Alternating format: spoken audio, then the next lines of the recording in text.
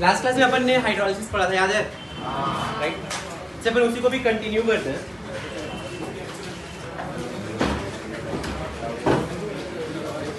अपने को भी 18th ग्रुप में XeF2 का हाइड्रोलिसिस पढ़ना है। XeF2 plus water, XeF4 plus water and XeF6 plus water. देखिए यहाँ पे इसके बारे में पहले समझ लेते हैं। जेनॉन के केस में क्या होता है? जेनॉन नोबल गैस एलिमेंट है क्या? तो ये इजीली कोई मॉलिक्यूल फॉर्म करेगा? नहीं करेगा। इसीलिए क्या होता है, जेनॉन का हाइड्राइड, जेनॉन का क्लोराइड, जेनॉन का ब्रोमाइड, सल्फाइड एग्जिस्ट नहीं करते हैं। अबे नैनो चमका क्या? सिर्फ और सिर्फ जेनॉन जो पीरियोडिक टेबल में मोस्ट इलेक्ट्रॉन नेगेटिव एलिमेंट है उनके साथ ही बॉन्ड बनाएगा। तो मैंने क्या बोला, जेनॉन किसके साथ बॉन्ड बनाएगा? Most electron negative element. इनमें भी fluorine and oxygen most electron negative है क्या? क्या होता है जेनॉन का? जेनॉन फ्लोराइड एग्जिस्ट करता है, XeF4 एग्जिस्ट करता है, XeF6 एग्जिस्ट करता है, XeF8 एग्जिस्ट नहीं करता है। सिमिलरली जेनॉन के ऑक्साइड में XeO, XeO2, XeO3 and XeO4 ये भी एग्जिस्ट नहीं करता, ये भी नहीं, सिर्फ ये एग्जिस्ट करता है। तो सिर्फ जेनॉन फ्लोराइड में 3 जेनॉन फ्लोराइड एग्जिस्ट करते हैं। कौन कौन से? XeF2, XeF4 and XeF6। Xenon oxide में कौन एग्जिस्ट करता है? अरे कौन? सिर्फ XeO3। रीजन अगर सुनना चाहें आप तो बहुत ही सिंपल है। XeF8 का रीजन तो सबको समझ में आ रहा होगा। अरे यार क्यों? स्टेरिक क्राउडिंग के कारण 8 फ्लोरीन का स्टेरिक क्राउडिंग हो जाता है रीजन, इसलिए ये एग्जिस्ट नहीं करता है। जेनॉन ऑक्साइड में जेनॉन O2, जेनॉन O3 या जेनॉन O4 में, अब यहाँ पे लॉजिक सुनना, जेनॉन को पाई बॉन्ड बनाना है क्या? तभी स्ट्रक्चर होता। जेनॉन O2 का जेनॉन डबल बॉन्ड हो ऐसा होना चाहिए था। तो यार ये पाई बॉन्ड स्ट्रॉन्ग बॉन्ड होता है या वीक बॉन्ड होता है? वीक बॉन्ड होता है। तो यार पाई बॉन्ड एक तो ऐसे ही फॉर्म नहीं होता है, वीक बॉन्ड है। फॉर्म कब होगा? जब ये बॉन्ड या पाई बॉन्ड जब स्ट्रॉन्ग बन जाए। अगर ये पाई बॉन्ड स्ट्रॉन्ग बन रहा है तब ये फॉर्म होगा। मैंने क्या बोला कि पाई बॉन्ड यूजुअली वीक होते हैं, राइट? लेकिन मान लीजिए कि अगर ये पाई बॉन्ड स्ट्रॉन्ग हो गया तो फिर एग्जिस्ट कर सकता है। अब ये स्ट्रॉन्ग होने का मतलब क्या है? जेनॉन पे चार्ज कितना है यहाँ पे? ओए जेनॉन ऑक्साइड में +2, यहाँ पे, यहाँ पे, यहाँ पे। वैसे आपको पता है xenon +2, xenon +4, xenon +6 and xenon +8 में सबसे ज्यादा साइज किसका होगा? सबसे ज्यादा साइज किसका होगा? तो इंसान अगर चार्ज इंक्रीजेस साइज डिक्रीजेस। तो देखा जाए जेनॉन +2 का साइज सबसे ज्यादा होगा, फिर जेनॉन +4 का, उससे कम जेनॉन +6 का, इससे कम जेनॉन +8 का होता है।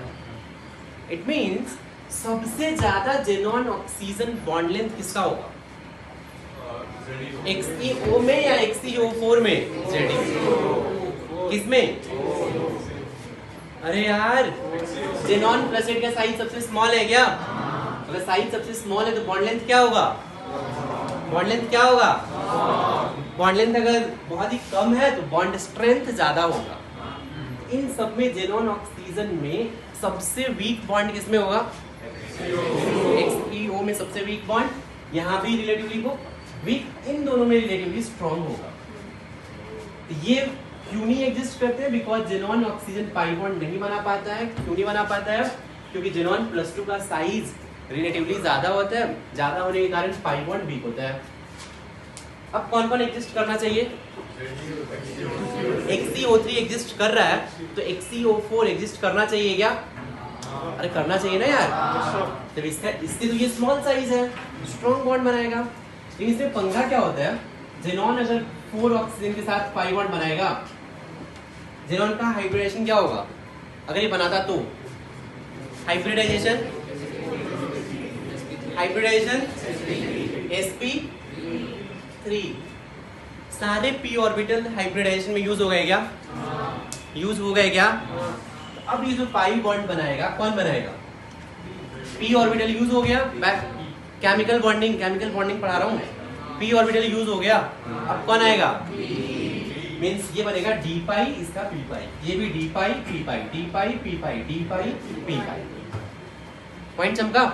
लेकिन आपको शायद अगर केमिकल बॉन्डिंग याद होगा तो डी पाई पी पाई बनाने के लिए देखिए पी ऑर्बिटल मान लो ऐसा है तो डी ऑर्बिटल कैसा होना चाहिए? ऐसा। ये पाई बॉन्ड बनाएगा क्या? कैसे बनेगा? ये पाई बॉन्ड नहीं बनाएगा? नहीं बनाएगा। लेकिन लेकिन लेकिन लेकिन इसका नाम पता है क्या है? dz स्क्वायर कभी p के साथ पाई बॉन्ड बनाएगा? नहीं।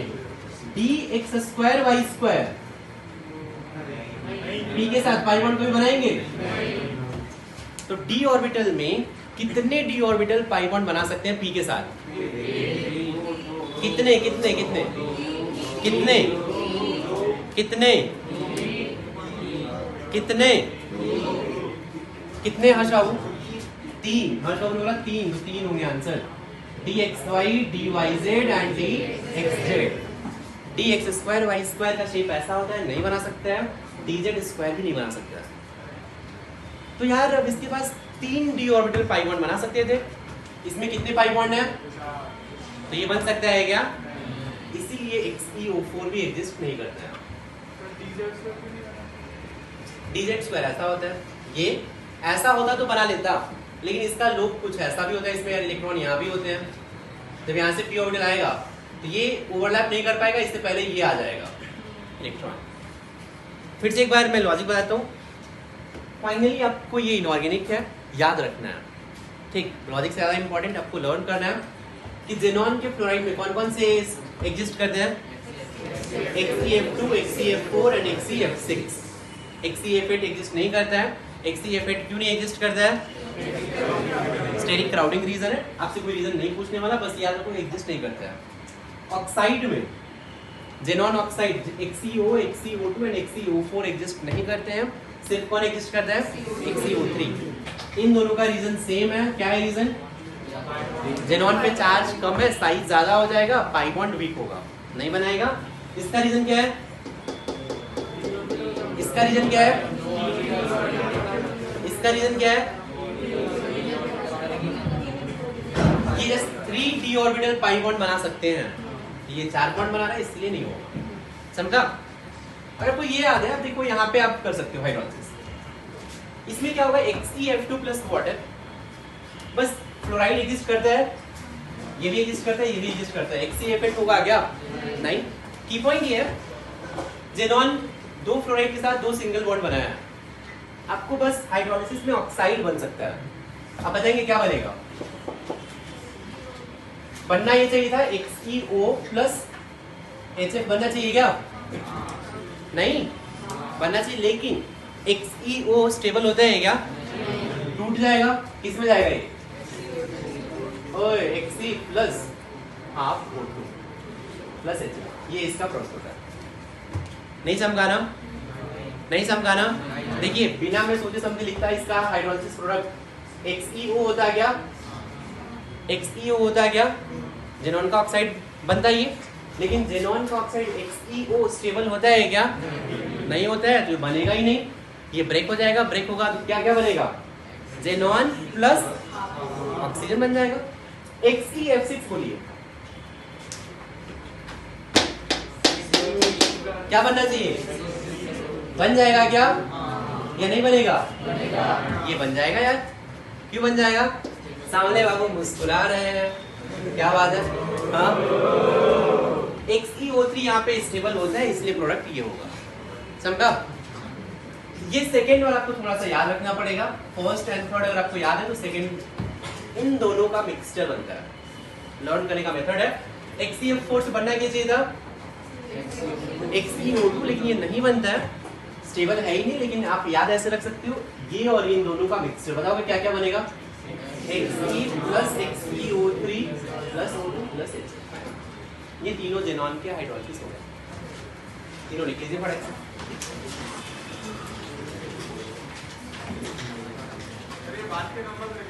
क्या? हाँ उसके आगे लिख देते।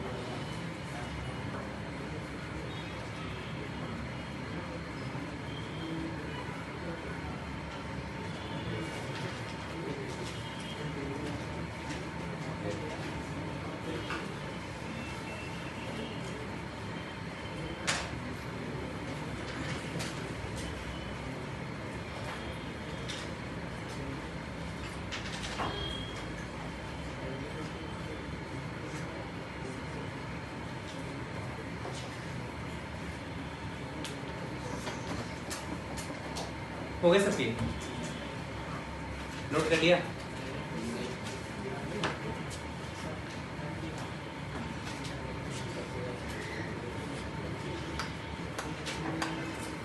हो गया ना? चलिए एक बात, ये बस तीनों का आपने रिएक्शन नहीं किया। नेक्स्ट आते हैं। अब नेक्स्ट जो अपना रिएक्शन है, किसी भी नॉन मेटल का रिएक्शन वाटर के साथ। वैसे मेटल का रिएक्शन आपने वाटर के साथ पढ़ा होगा बचपन में, नहीं पढ़ा है? Sodium plus water, sodium plus water, NaOH plus क्या होगा? NaOH प्लस, अरे यार नहीं पता है क्या फिर ये सब भी? चल अपन आते हैं reaction of non metal with water.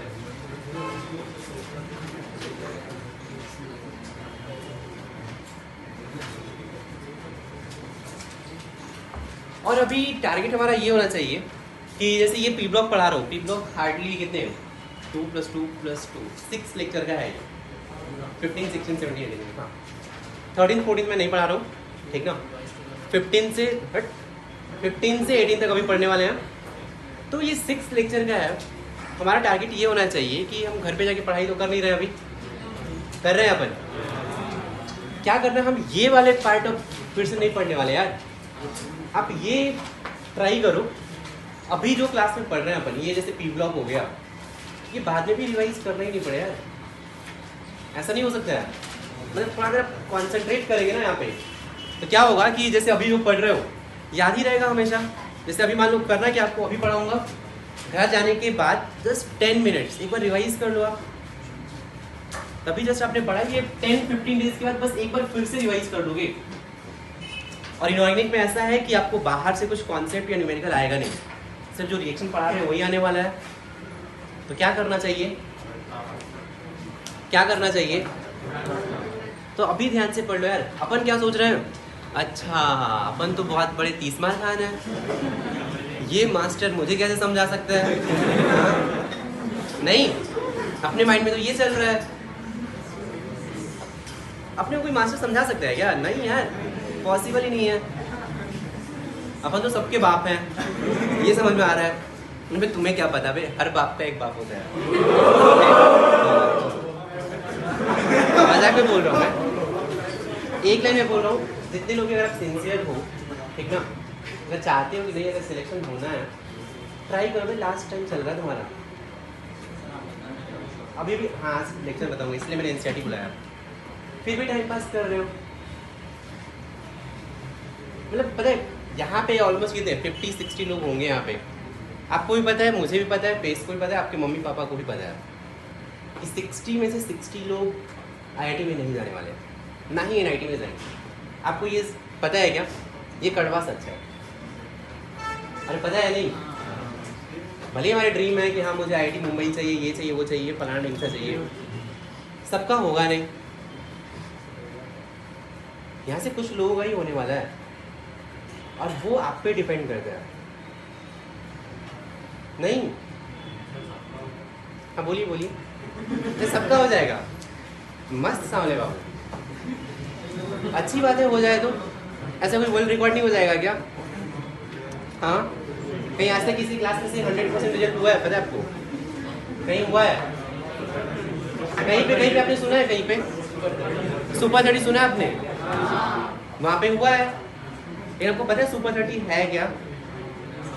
मतलब वो क्या करते थे, मतलब वहाँ पे ही होता है कि वो 30 ऐसे बहुत ही टैलेंटेड स्टूडेंट होते हैं, उनको ले देते वो। मतलब वो क्या होता है, पूरे मतलब स्टेट से ही 30 ऐसे टैलेंटेड लोगों को लिया, फिर उनके साथ ऐसे किया। लेकिन हम क्या है, हम तो पहले से नल्ले हैं एकदम और एक्सपेक्ट कर रहे हैं कि हमारा हो जाएगा, और वो भी 100%। गैंग हमारा देखिए, वो गैंग है। नहीं अबे मैं क्या बोल रहा हूँ, देख ऑलमोस्ट पता है ये 6 लेक्चर का टॉपिक है। 15th ग्रुप, 16, 17, 18, मतलब श्योर शॉट है कि यहाँ से क्वेश्चन आएगा ही आएगा। मतलब केमिकल या इनऑर्गेनिक में सबसे बड़ा टॉपिक है केमिकल बॉन्डिंग, कोऑर्डिनेशन, फिर इसके बाद पी ब्लॉक ये मानते हैं इंपॉर्टेंट होता है, बाकी इसके बाद periodic table, S block, hydrogen, ये सब होते हैं। यहाँ से आपको पता है कि क्वेश्चन आने वाला है, और मेरा बोर्ड का भी ऐसे टेंशन खत्म हो जाएगा यार। फिर भी अपन ऐश कर रहे हैं। अपना तो ये होना चाहिए कि जो भी लिखवा रहे हैं रट लो यार, अभी क्या अभी जैसे भी टाइम मिल रहा है 2 बार फिर से वही पढ़ लिया अपन ने। तो माइंड में होना चाहिए HCF2 प्लस वाटर क्या बनेगा, ये पता है रिएक्शन कहाँ पे आएगा।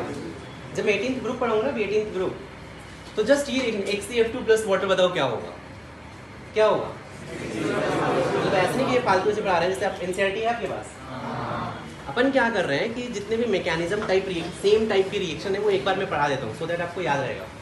जैसे NCERT में अगर आप देखोगे 18th ग्रुप, लेट्स से यहाँ पे ये देखिए 18th ग्रुप पे निकालेंगे ना,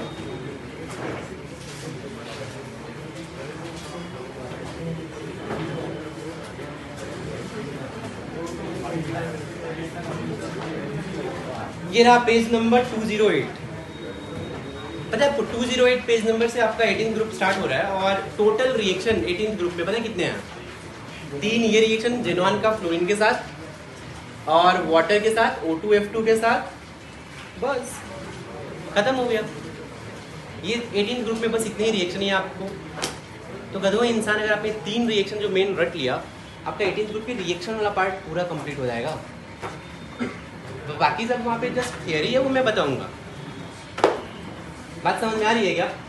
ऐसा नहीं कि अपन हाइड्रोलिसिस ऐसे ही फालतू पढ़ रहे हैं, कोई नया टॉपिक है। मैं क्या कर रहा हूँ कि जितने पी ब्लॉक में, इनफैक्ट एस ब्लॉक 13, 14, 15, 16, 17, 18 सबके रिएक्शन वाटर के साथ, सब में है वाटर के साथ रिएक्शन, एक ही बार पढ़ लेते हैं यार। इससे क्या होगा, आपको कहीं भी दिखे IIT में तो यही आएगा यार, दिस प्लस वाटर क्या होगा, तो रटना नहीं पड़ेगा आपको, मैकेनिज्म पता है, फटाक से लिखोगे। तो क्या बोर्ड में क्या लिखोगे, मैकेनिज्म लिखोगे क्या, वहां पे रटना ही पड़ेगा भाई। रिएक्शन कहीं भी है इनऑर्गेनिक में रटना ही पड़ेगा। बोर्ड में भी क्वेश्चन आते हैं, जैसे अगर ये रिएक्शन वाले पार्ट आएगा, जैसे HCF2 प्लस वाटर, अब सुनो पड़ा से, ऐसा बोर्ड में नहीं आता है कि बताओ HCF2 प्लस वाटर और 5 मार्क्स का क्वेश्चन होगा। इसमें ये ऑब्जेक्टिव टाइप नहीं दे सकते हैं, ठीक ना, वहाँ भी करना होगा। बोर्ड टाइप क्वेश्चन होते हैं, जैसे जैसे बहुत सारे प्रोसेस है, होस्ट-वाल्ट प्रोसेस क्या होता है, हैवर्स प्रोसेस क्या होता है, वैसे आएंगे, पढ़ेंगे ना अपन। हाँ तो पढ़ेंगे ना अपन। सर यहाँ पे देख, तो यार समझने का थोड़ा ट्राई करो यार। जैसे भाई यहाँ पे देखा जाए नॉन मेटल का रिएक्शन विद वाटर के साथ, अगर अपन समझे यहाँ पे नॉन मेटल है कौन कौन, पूरा अगर मैं बताऊँ तो चलिए 13 ग्रुप से नॉन मेटल स्टार्ट होता है। 13 ग्रुप में पता है कौन नॉन मेटल है, बोरॉन। इसके बाद एल्यूमिनियम के बाद सारे मेटल हैं। नेक्स्ट ग्रुप में कौन सा है, कार्बन नॉन मेटल, सिलिकॉन भी नॉन मेटल। इसके बाद जर्मेनियम, वो मेटलॉइड हो गया, मींस मेटल नहीं है। नेक्स्ट ग्रुप में नाइट्रोजन, फॉस्फोरस, ये मेटल है। इसके बाद नीचे मेटलॉइड हो जाते हैं। नेक्स्ट ग्रुप में ऑक्सीजन, सल्फर, सेलेनियम मेटलॉइड हो जाएगा, ठीक। नेक्स्ट ग्रुप में fluorine, chlorine, bromine and iodine. मतलब पूरे पीरियोडिक टेबल में अगर मैं इनको इनर्ट गैसेस को छोड़ दूं तो इतने ही नॉन मेटल है, ठीक। अब मुझे इन सबका रिएक्शन वाटर के साथ पढ़ना है। देखो रिएक्शन है बहुत इजी सा, बोरॉन, कार्बन, सिलिकॉन, ये तीनों स्ट्रक्चर दिख रहे हैं। बोरॉन का स्ट्रक्चर पता है कैसा होता है, बोरॉन का स्ट्रक्चर, बोरॉन बेसिकली ना अगर आपने पढ़ा होगा, बोरॉन ये ऐसे नेटवर्क सॉलिड बनाता है। कार्बन का भी नेटवर्क सॉलिड होता है। नेटवर्क सॉलिड मतलब जैसे कार्बन किसके फॉर्म में रहता है, डायमंड के फॉर्म में, ग्रेफाइट के फॉर्म में, इसी फॉर्म में रहता है क्या? तो ये भी network solid, 3D network solid में रहता है। सिलिकॉन भी 3D नेटवर्क सॉलिड में रहता है। मीन्स इन तीनों के बारे में एक लाइन बोल सकता हूँ, इनका नेटवर्क सॉलिड होता है। तो ध्यान से सुनना, बस बहुत ही इजी सा टॉपिक है। नाइट्रोजन कैसे एग्जिस्ट करता है? N ट्रिपल बॉन्ड N में। ऑक्सीजन कैसे एग्जिस्ट करता है? O डबल बॉन्ड O में। फास्फोरस P4, याद नहीं है? फास्फोरस ये इसका स्ट्रक्चर होता है PPS, ये मैंने केमिकल बॉन्डिंग में बताया था, याद है आपको? सल्फर कैसे एग्जिस्ट करता है? S8 के फॉर्म में एग्जिस्ट करता है, याद है आपको? ऐसे क्राउन शेप में होता है, याद है? बाकी ये F2 में F single bond F, Cl2 में Cl single bond Cl, Br2 में Br single bond Br, I2 में I single bond I। N कैसे एग्जिस्ट करता है? तो ये N triple bond N। O कैसे एग्जिस्ट करता है? O double bond. अगर आप वाटर के साथ रिएक्शन करोगे तो इनको बॉन्ड ब्रेक करना है। देखो सबसे डिफिकल्ट किसमें बॉन्ड ब्रेक करना होगा? इनसे भी ज्यादा इसमें। जो नेटवर्क सॉलिड बना रहे हैं, नेटवर्क सॉलिड का मतलब होता है कार्बन है, ऐसे बहुत सारे कार्बन से अटैच है, सारे बॉन्ड ब्रेक करने पड़ेंगे। अबे हाँ है ना? तो इनका बॉन्ड ब्रेक करना तो बहुत ही डिफिकल्ट है। इट मींस अगर आपने इनको वाटर में डाला तो रिएक्शन होगा ही नहीं। तीन तो ऐसे निकल गए।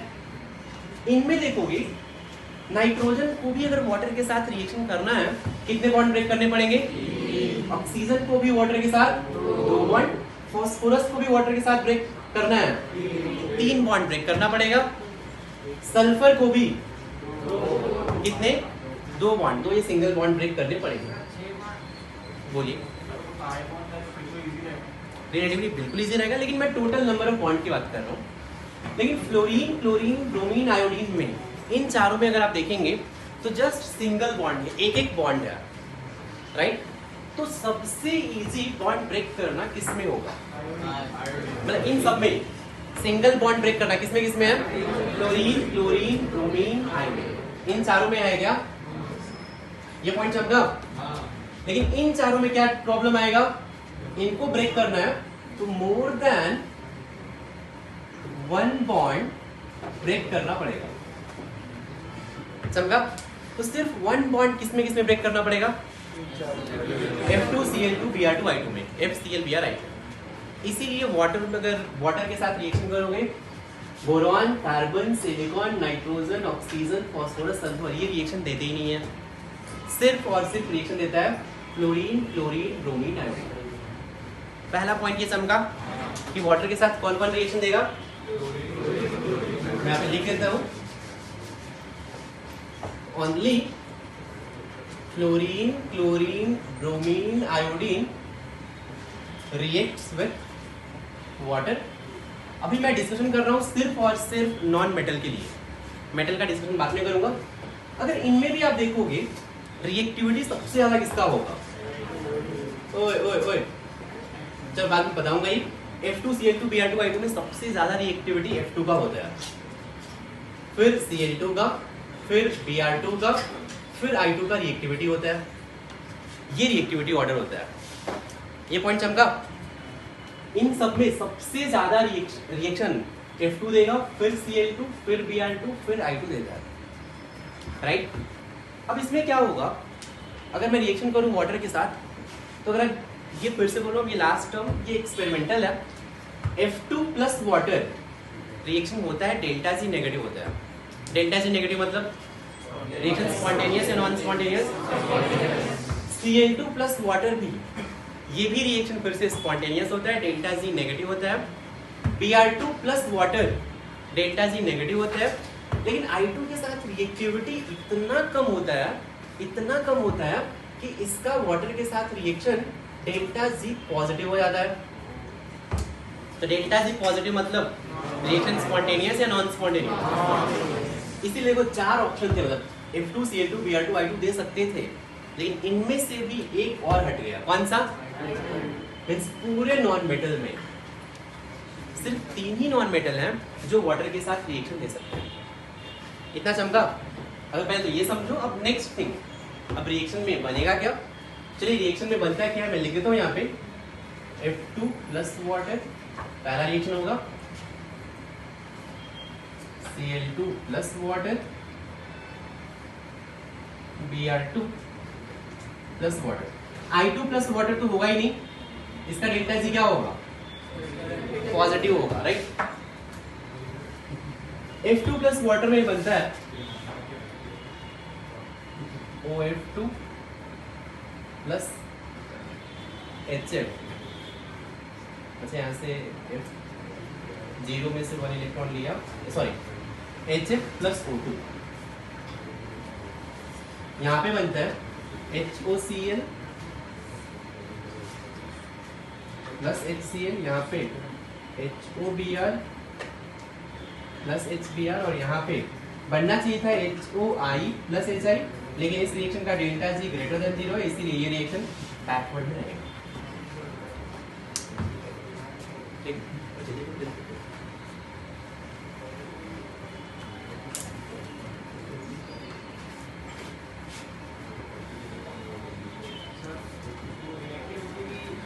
इधर उधर नालायक, क्लास में सबसे बड़ा नालायक में कौन लगता है? कौन है? कौन है? ओ चल चल चल चल इधर इधर पैर इधर तो आने जल्दी। हाँ बोलिए। नहीं पता होगा एपी ब्लॉक में रिएक्टिविटी वैसे बहुत सिंपल सा है, ऐसे सोच सकते हो इलेक्ट्रॉन इजीली कौन एक्सेप्ट करेगा। यहाँ पे मोल इलेक्ट्रॉन नेगेटिव है, तो वैसे रिएक्टिविटी डिसाइड होता है ई नॉट वैल्यू से। इलेक्ट्रोकेमिकल सीरीज में देखोगे तो F2 to F minus reactivity सबसे ज़्यादा होता है, फिर Cl2 to Cl minus, Br2 to Br minus, I2 to I minus. और जल्दी जल्दी जल्दी है, जल्दी है जल्दी है जल्दी है, हो गए सबके? थोड़ा जल्दी करें, ठीक है।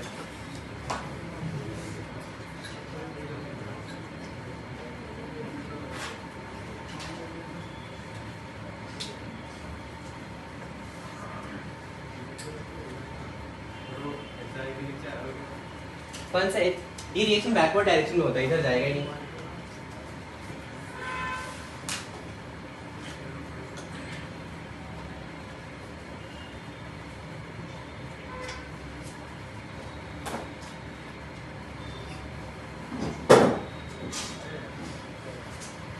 चलिए हो गए सबके? थोड़ा जल्दी करें।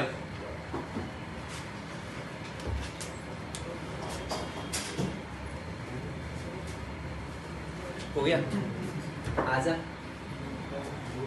देखो, बस मैं लास्ट ऐसे रिएक्शन समझा देता हूँ ऐसा होता क्यों है, ठीक है, लेकिन फिर वो इनऑर्गेनिक में इंपॉर्टेंट क्या है, मतलब हाँ ये बस ये फाइनल प्रोडक्ट आपको आना चाहिए। वैसे होता क्या है, यहाँ पे कौन कौन से एटम है? फ्लोरीन है, और कौन है? हाइड्रोजन है, और कौन है? देखिए रिएक्शन क्यों हुआ है ऐसे। फ्लोरीन पे चार्ज कितना है? अबे कदो चार्ज कितना है इस पे? 0, हाइड्रोजन पे +1, ऑक्सीजन पे -2। अब अगर बात करें इलेक्ट्रॉन नेगेटिविटी की, तो इलेक्ट्रॉन नेगेटिविटी सबसे ज्यादा किसका होगा? फ्लोरीन, फिर ऑक्सीजन, फिर हाइड्रोजन, राइट। मतलब ये हुआ कि फ्लोरीन ऑक्सीजन से इलेक्ट्रॉन ले सकता है। ध्यान से सुनना, फ्लोरीन सिंस मोल इलेक्ट्रॉन नेगेटिव है, तो फ्लोरीन ऑक्सीजन से इलेक्ट्रॉन ले सकता है, या फिर फ्लोरीन किससे इलेक्ट्रॉन ले सकता है? हाइड्रोजन से ले सकता है। सेकेंड पॉसिबिलिटी, ऑक्सीजन किससे ले सकता है? हाइड्रोजन से। लेकिन यार हाइड्रोजन ऑलरेडी यहाँ पे H+ के फॉर्म में है, तो हाइड्रोजन अगर ऑलरेडी H+ में है, H+ मींस इसका मिनिमम ऑक्सीडेशन स्टेट है, तो ये फिर से इलेक्ट्रॉन दे सकता है क्या किसी को? नहीं चमका रहे पॉइंट। मैंने क्या बोला कि हाइड्रोजन ऑलरेडी मिनिमम में है, तो ये किसी को इलेक्ट्रॉन दे सकता है क्या? H+ अगर इलेक्ट्रॉन देगा तो H2+ बनेगा, ऐसा कभी होता है क्या? इसीलिए अब H+ या हाइड्रोजन किसी को इलेक्ट्रॉन नहीं देगा, H+ के फॉर्म में ही रहेगा। अब सेकेंड पॉसिबिलिटी क्या होगा? सेकेंड पॉसिबिलिटी क्या होगा? यार हाइड्रोजन ऑक्सीजन को भी इलेक्ट्रॉन नहीं दे सकता, हाइड्रोजन फ्लोरीन को भी इलेक्ट्रॉन नहीं दे सकता। सेकेंड पॉसिबिलिटी क्या हुआ? ऑक्सीजन फ्लोरीन को इलेक्ट्रॉन दे सकता है। तो अगर फ्लोरीन 0 से इलेक्ट्रॉन एक्सेप्ट करे, किस में जाएगा? F- में जाएगा। O2 माइनस इलेक्ट्रॉन डोनेट करके O में जाएगा, 0 में जाएगा, इसलिए F माइनस और H प्लस मिलके क्या बन गया, HF प्लस O2 बन गया। ये पॉइंट समझा? लेकिन आपको डाउट आएगा कि यहाँ पे वैसे क्यों नहीं हुआ? यहाँ पे अगर आप देखेंगे तो electron negativity chlorine oxygen hydrogen में किसका ज्यादा होगा? इसके बाद हाइड्रोजन। आपको यहाँ पे क्लोरीन 0 में दिख रहा है, हाइड्रोजन +1 में दिख रहा है, ऑक्सीजन -2 में दिख रहा है। देखिए क्या क्या पॉसिबिलिटी हो सकता था। हाइड्रोजन किसी को इलेक्ट्रॉन दे सकता है क्या? क्यों नहीं दे सकता है? क्यों नहीं दे सकता है? ऑलरेडी मिनिमम में है, तो हाइड्रोजन ना ही क्लोरीन को इलेक्ट्रॉन दे सकता है, हाइड्रोजन ना ही ऑक्सीजन को इलेक्ट्रॉन दे सकता है। ये पॉइंट समझा? सेकंड पॉसिबिलिटी क्या था? सेकंड पॉसिबिलिटी क्या था उज्जवल बाबू? सेकंड पॉसिबिलिटी,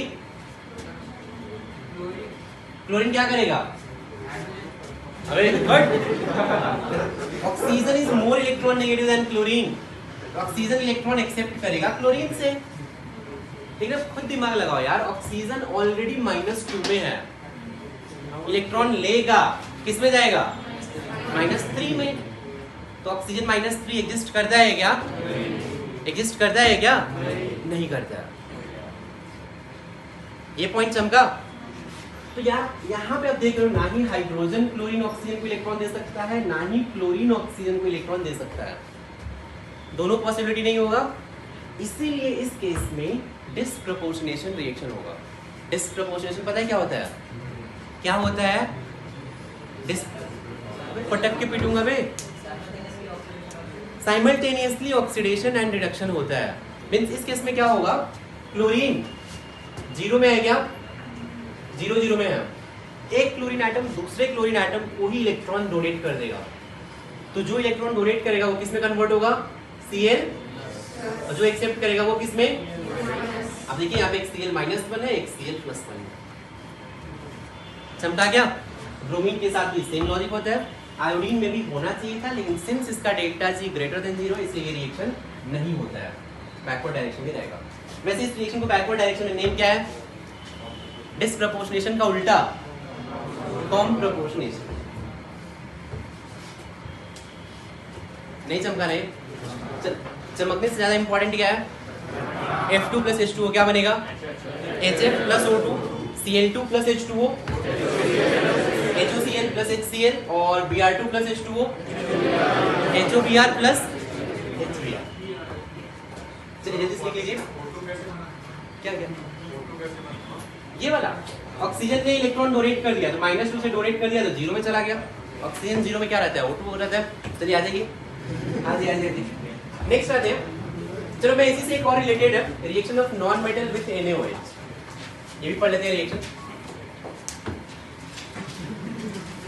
लास्ट में बोलो तुम जल्दी यहाँ पे। Reaction of non metal with NaOH। अब ध्यान से सुनना, थोड़ा जल्दी करिए।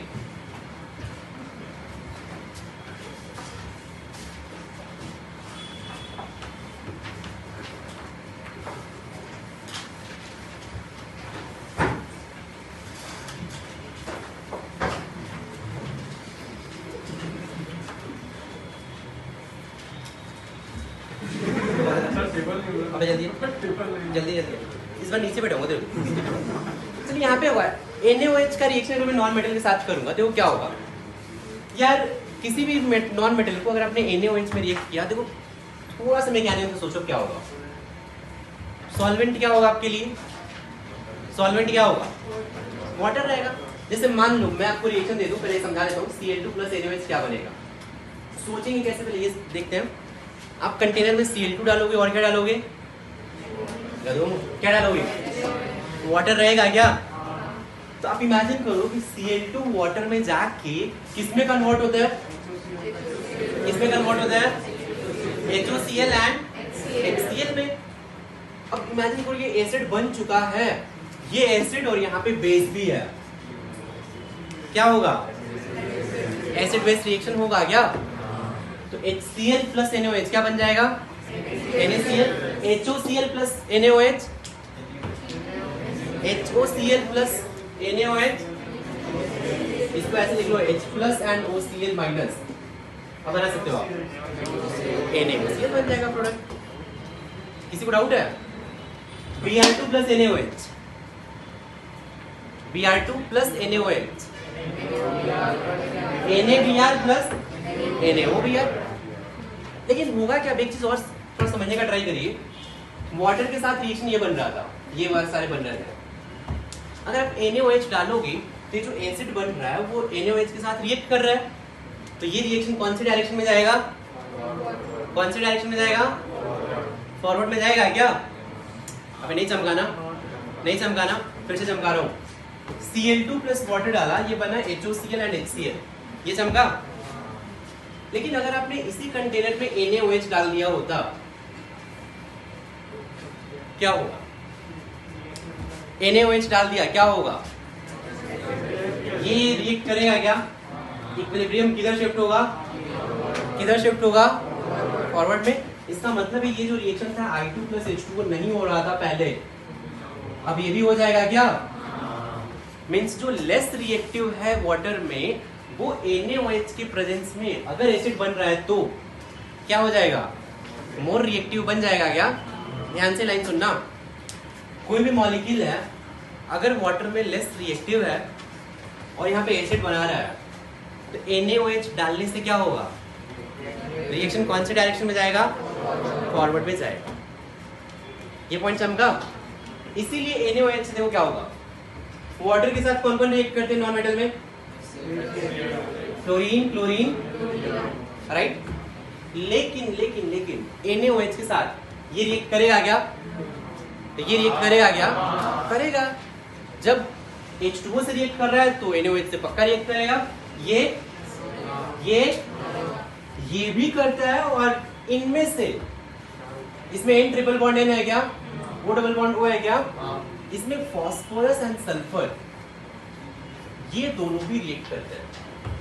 वाटर के साथ नहीं करते हैं, लेकिन लेकिन लेकिन NaOH के साथ इनका भी डेल्टा G नेगेटिव हो जाता है और ये भी रिएक्ट करते हैं। इट मींस NaOH से रिएक्ट करने वाले कितने नॉन मेटल हो गए? 6 हो गया।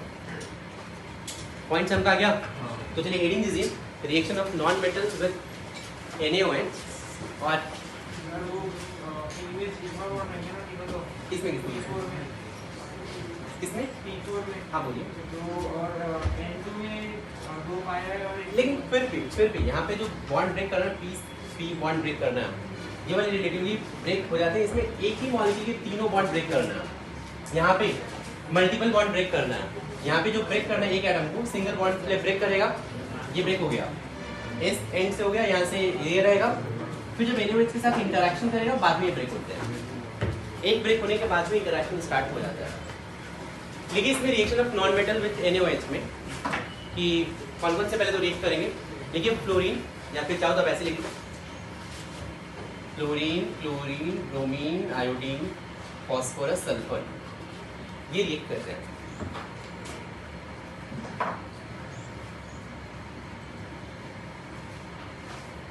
ये रिएक्ट विद, ये लिख लो, ये वो मॉलिक्यूल रिएक्ट विद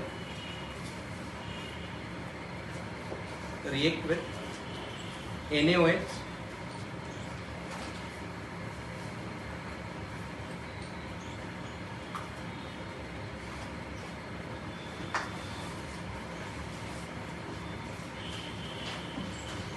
मैं रिएक्शन फिर लिख रहा हूं यहाँ पे।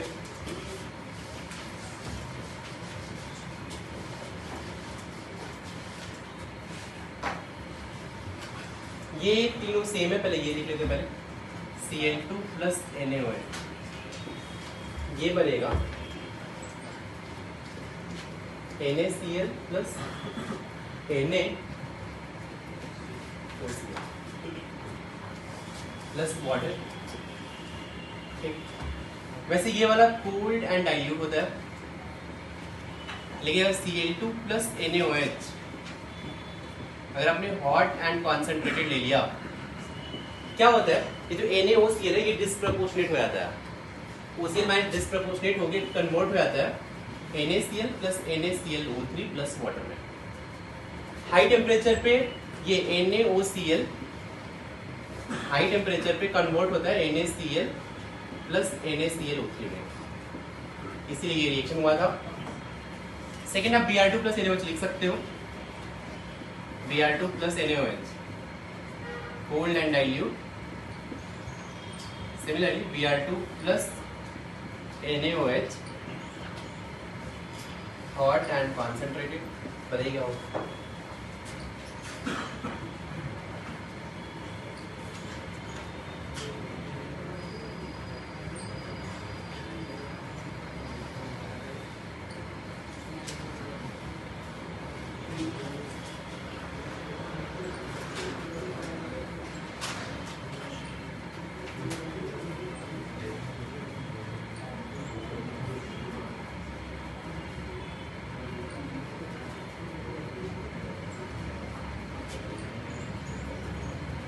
से बता सकते हैं ये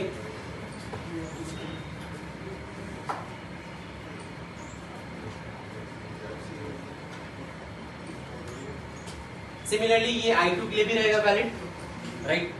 I2 प्लस NaOH आप तीनों फटाक से लिखो, 3 टाइम्स लिखोगे ऑटोमेटिकली याद हो जाएगा। I2 प्लस NaOH ये कोल्ड एंड डाइल्यूट एंड ये वाला हॉट एंड कॉन्सेंट्रेटेड, लिख सकते हैं आप।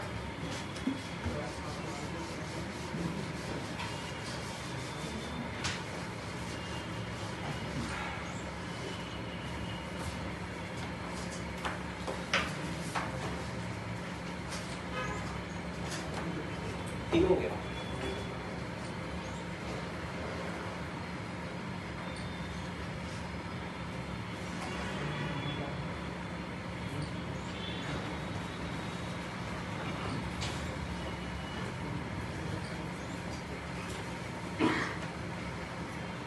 हो गया सबके, बताएंगे क्या बना, सेम बनेगा क्या, NaBr plus NaOBr plus water, यहाँ भी क्या होगा सेम रहेगा, प्लस NaBr प्लस वाटर, यहाँ पे क्या बन जाएगा NaI plus Y plus water, ये क्या हो जाएगा NaI प्लस NaIO3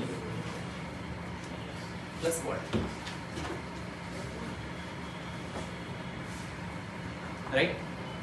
नेक्स्ट अपना इसमें फ्लोरीन, ब्रोमीन, आयोडीन हो गया। आप बात करते हैं फॉस्फोरस। चलिए पहले F2 ले लेते हैं, F2 प्लस NaOH इस केस में अगर डाइल्यूट रहा, ये आपको थोड़ा सा याद रखना पड़ेगा, NaF plus OF2 plus water बनता है, लेकिन अगर F2 प्लस NaOH कॉन्सेंट्रेटेड रहा तो इस केस में NaF plus O2 plus H2, ये एक ही होता है।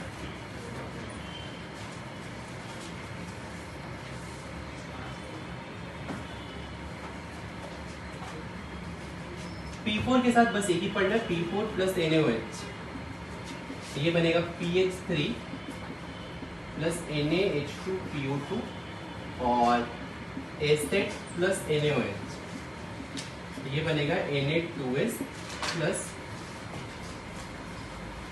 Na2H2। तो ये fluorine, chlorine, bromine, iodine, phosphorus, sulphur, कौन सा ये वाला। अच्छा ये रिएक्शन तो नहीं यार, ये थोड़ा सा आपको याद रखना पड़ेगा। F2 प्लस H2O क्या बन रहा था, F2 प्लस H2O क्या बन रहा था, HF प्लस O2, तो अगर आपने NaOH डाल दिया तो क्या बनेगा NaF प्लस O2 बनेगा, लेकिन ये थोड़ा सा इसमें OF2 बनता है, ये ध्यान में रखना है आपको, ठीक।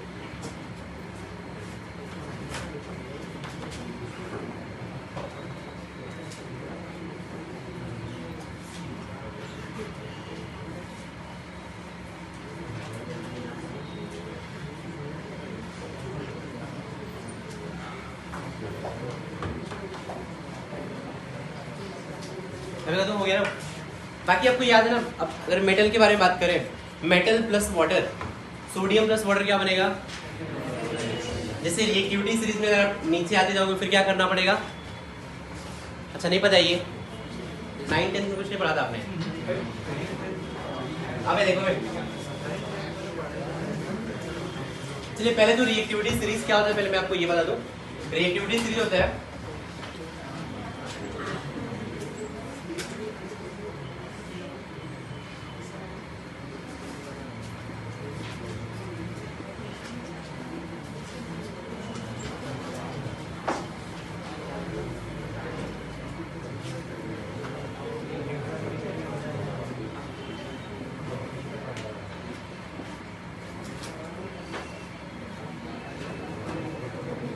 ये रिएक्टिविटी सीरीज है, ठीक है, मतलब ये एक लाइन में ही है, ठीक, टॉप टू बॉटम आएंगे।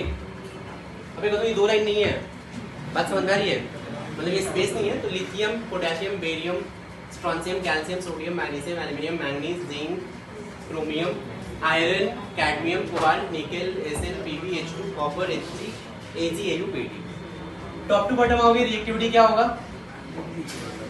अबे रिएक्टिविटी क्या होगा? डिक्रीज होता है। बात समझ में आ रही है? तो इतना आपको पता होगा शायद कि ये जो टॉप के मेटल है ऊपर वाले, ये वाटर के साथ बहुत इजीली रिएक्ट करेंगे क्या? से लिथियम या पोटेशियम ले लो या सोडियम ले लो, कोल्ड वाटर से भी रिएक्ट कर जाएगा। बचपन में नहीं पढ़ा था? फिर नीचे वाले जिंक लिया, क्या करना पड़ेगा? थोड़ा सा वाटर इंक्रीज करना पड़ेगा, टेम्परेचर इंक्रीज करना पड़ेगा। आयरन के साथ क्या होगा? आइदर स्टीम लेना पड़ेगा। बात समझ में आ रही है? नीचे वाले रिएक्ट करेंगे क्या? नहीं करेंगे, पता है ना? टेम्परेचर प्रोडक्ट इसमें तो कुछ है नहीं यार। रिएक्टिविटी सीरीज याद कैसे करते हैं? क्या? हाँ, शॉर्टकट ही बता दो। देखिए ये वैसे काम आएगा रिएक्टिविटी सीरीज कहाँ पे? तो इलेक्ट्रोकेमिस्ट्री में भी काम आता है और थोड़ा मेटलर्जी में काम आएगा। याद कैसे रखते हैं? ये क्या दिख रहा है आपको? ली, हाँ गुड। ब्रेटली का नाम सुना है आपने? नहीं सुना है? ब्रेटली का नाम सुना है? कहाँ से है वो आईपीएल खेलने इंडिया आया था, याद है? याद नहीं है क्या? अब उसकी शादी यहीं पे इंडिया में फिक्स हो गई थी, ठीक, और लड़की का नाम था प्रभा, ठीक। ब्रेटली की शादी किससे फिक्स हुई? प्रभा से। अब हुआ क्या कि जैसे शादी वादी फिक्स हुई, अब उसको पता नहीं था पहले, बाद में पता चला कि यार दहेज भी देना पड़ता है, पता है ना? हाँ। तो अब अच्छा 2 लाख सही है। हुआ क्या कि अब जो प्रभा के घर वाले थे उन्होंने बहुत सारी चीजें, मतलब पैसे, गाड़ी, ऐसे कोई मतलब कि हाँ बहुत सारी चीजें इन्होंने दहेज में देने के लिए ऐसे जुगाड़ किया था। वैसे उसके बाप ने लोन वोन लेके यार जुगाड़ किए। और हुआ क्या कि जो ब्रेटली के उधर ऑस्ट्रेलिया वाले थे, उसके पप्पा ब्रेटली के, उसका बाप था ब्रेटली का बाप या जो उसकी ऑस्ट्रेलियन सरकार थी, उन्होंने दहेज लेने से मना कर दिया। उन्होंने क्या बोला कि नहीं यार हमें दहेज नहीं चाहिए। ब्रेटली ने ऑलरेडी इतना कुछ कमा के जा रहा है इंडिया से, उसको सिर्फ और सिर्फ अलमारी चाहिए, अलमीरा बोलते हैं इसको, ठीक, अलमारी अलमीरा चाहिए उसको। क्यों चाहिए? क्योंकि यार उसने बहुत पैसे कमा के ले जा रहा था, तो रखने के लिए चाहिए था। स्टोरी समझ में आई? अब हुआ क्या कि जैसे ही ब्रेटली के घर वालों को पता चला कि यार जो भी दहेज के लिए खरीदा था सामान वो ले ही नहीं रहे, उनका दिमाग खराब हो गया और उन्होंने क्या किया, प्रभा को कूट दिया। कोई बात नहीं, अबे कूटने में समझ मार। अब सुनना क्या होगा, अबे सुनो सुनिए। ब्रेटली था ली के बाप सरकार, बाप और सरकार समझे, ऑस्ट्रेलिया सरकार, ली के बाप सरकार ने मांगी अलमारी, उनको अलमारी चाहिए थी। बाकी जितने भी चीज थे जैसे money, generator, car, fridge, CD को स्नेह समझते हो? स्नेह, हाँ स्नेह। उन्होंने बोला यार कि देखो तुम ये जो दे रहे हो ना, क्या क्या दे रहे थे? Money, generator, car, fridge, CD समझो, सीडी प्लेयर, बचपन में होता था सीडी प्लेयर। किस किस चीज को रिजेक्ट किया? Money, generator, car, fridge, CD को नहीं, स्नेह, मतलब नहीं चाहिए उनको। अब हुआ क्या, अब जो बेचारी प्रभा थी फुट गई, तो प्रभा ही कुटी होगी आज और परसों। पूरा पूरा सुनो, अबे पूरा सुन, स्टार्टिंग से क्या यहाँ से? ली के बाप सरकार ने मांगी अलमारी, money generator, car, fridge, CD को नीस ने, प्रभा ही कुटी होगी आज और परसों। अबे सुन फिर से, क्या बोला मैंने यहाँ से? ली के बाप सरकार ने मांगी अलमारी, money generator, car, fridge, CD को नीस ने, प्रभा ही कुटी होगी आज एजी और परसों। समझ में आएगा? कौन था ये इमोशनल वाला बंदा? तो अब इसमें क्या होगा, ये चीज याद रखो कि इसमें जो हाइड्रोजन के ऊपर है इनका रिएक्टिविटी हाइड्रोजन से ज्यादा होते हैं, और जो हाइड्रोजन से नीचे होते हैं इनका हाइड्रोजन से रिएक्टिविटी क्या होगा? कम होगा। मींस इनफैक्ट आपको दो element they they, sodium and let's say barium, कौन ज्यादा रिएक्टिव है? जो ऊपर है वो ज्यादा रिएक्टिव है। समझ में आएगा? टेप लीजिए, फटाक से टेप में आए तो।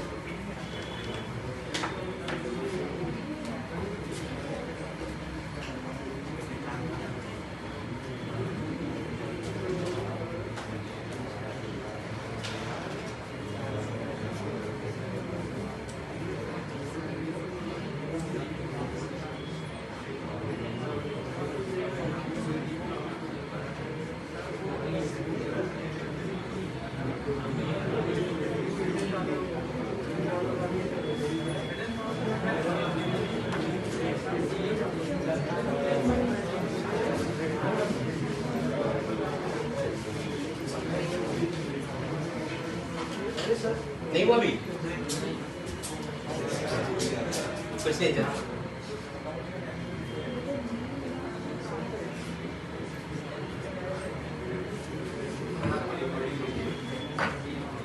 बंद हो गई, मतलब सामने का ध्यान देख लो कहाँ पे है।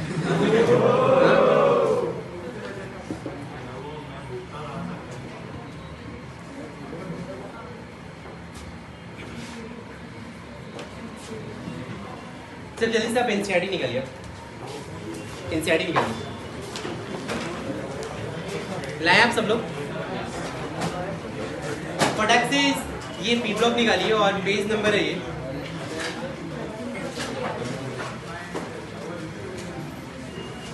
पेज नंबर 165 नहीं लाया, खरीदा नहीं करो एनसीईआरटी। Page number 165। देखिए आपको पहले शॉर्ट नोट्स बनाना कैसे मैं आपको ये भी समझा देता हूँ, और अपन इसी पैटर्न में पढ़ने भी वाले हैं। अगर आप देखेंगे यहाँ पे सबसे बड़ी बात कि जो इनऑर्गेनिक है एनसीईआरटी का, इन्होंने बहुत अच्छे तरीके से लिखा भी है। मतलब क्या हुआ, पढ़ना कैसे, ध्यान सुनते जाइए। चैप्टर नंबर कौन सा है ये? कौन सा चैप्टर नंबर है? अबे का दो नहीं है क्या एनसीईआरटी? पेज नंबर 1 में कौन सा है? आप पी ब्लॉक निकाल लो, ठीक ना? निकालिए सबने, जो भी है पेज नंबर, ठीक ना? इसमें आप देखोगे पहले आपको पढ़ना नहीं है कुछ भी। यूनिट 7 में आप जस्ट लेफ्ट साइड पे देखिए, सबसे पहले आपको लिखा हुआ है 7.1।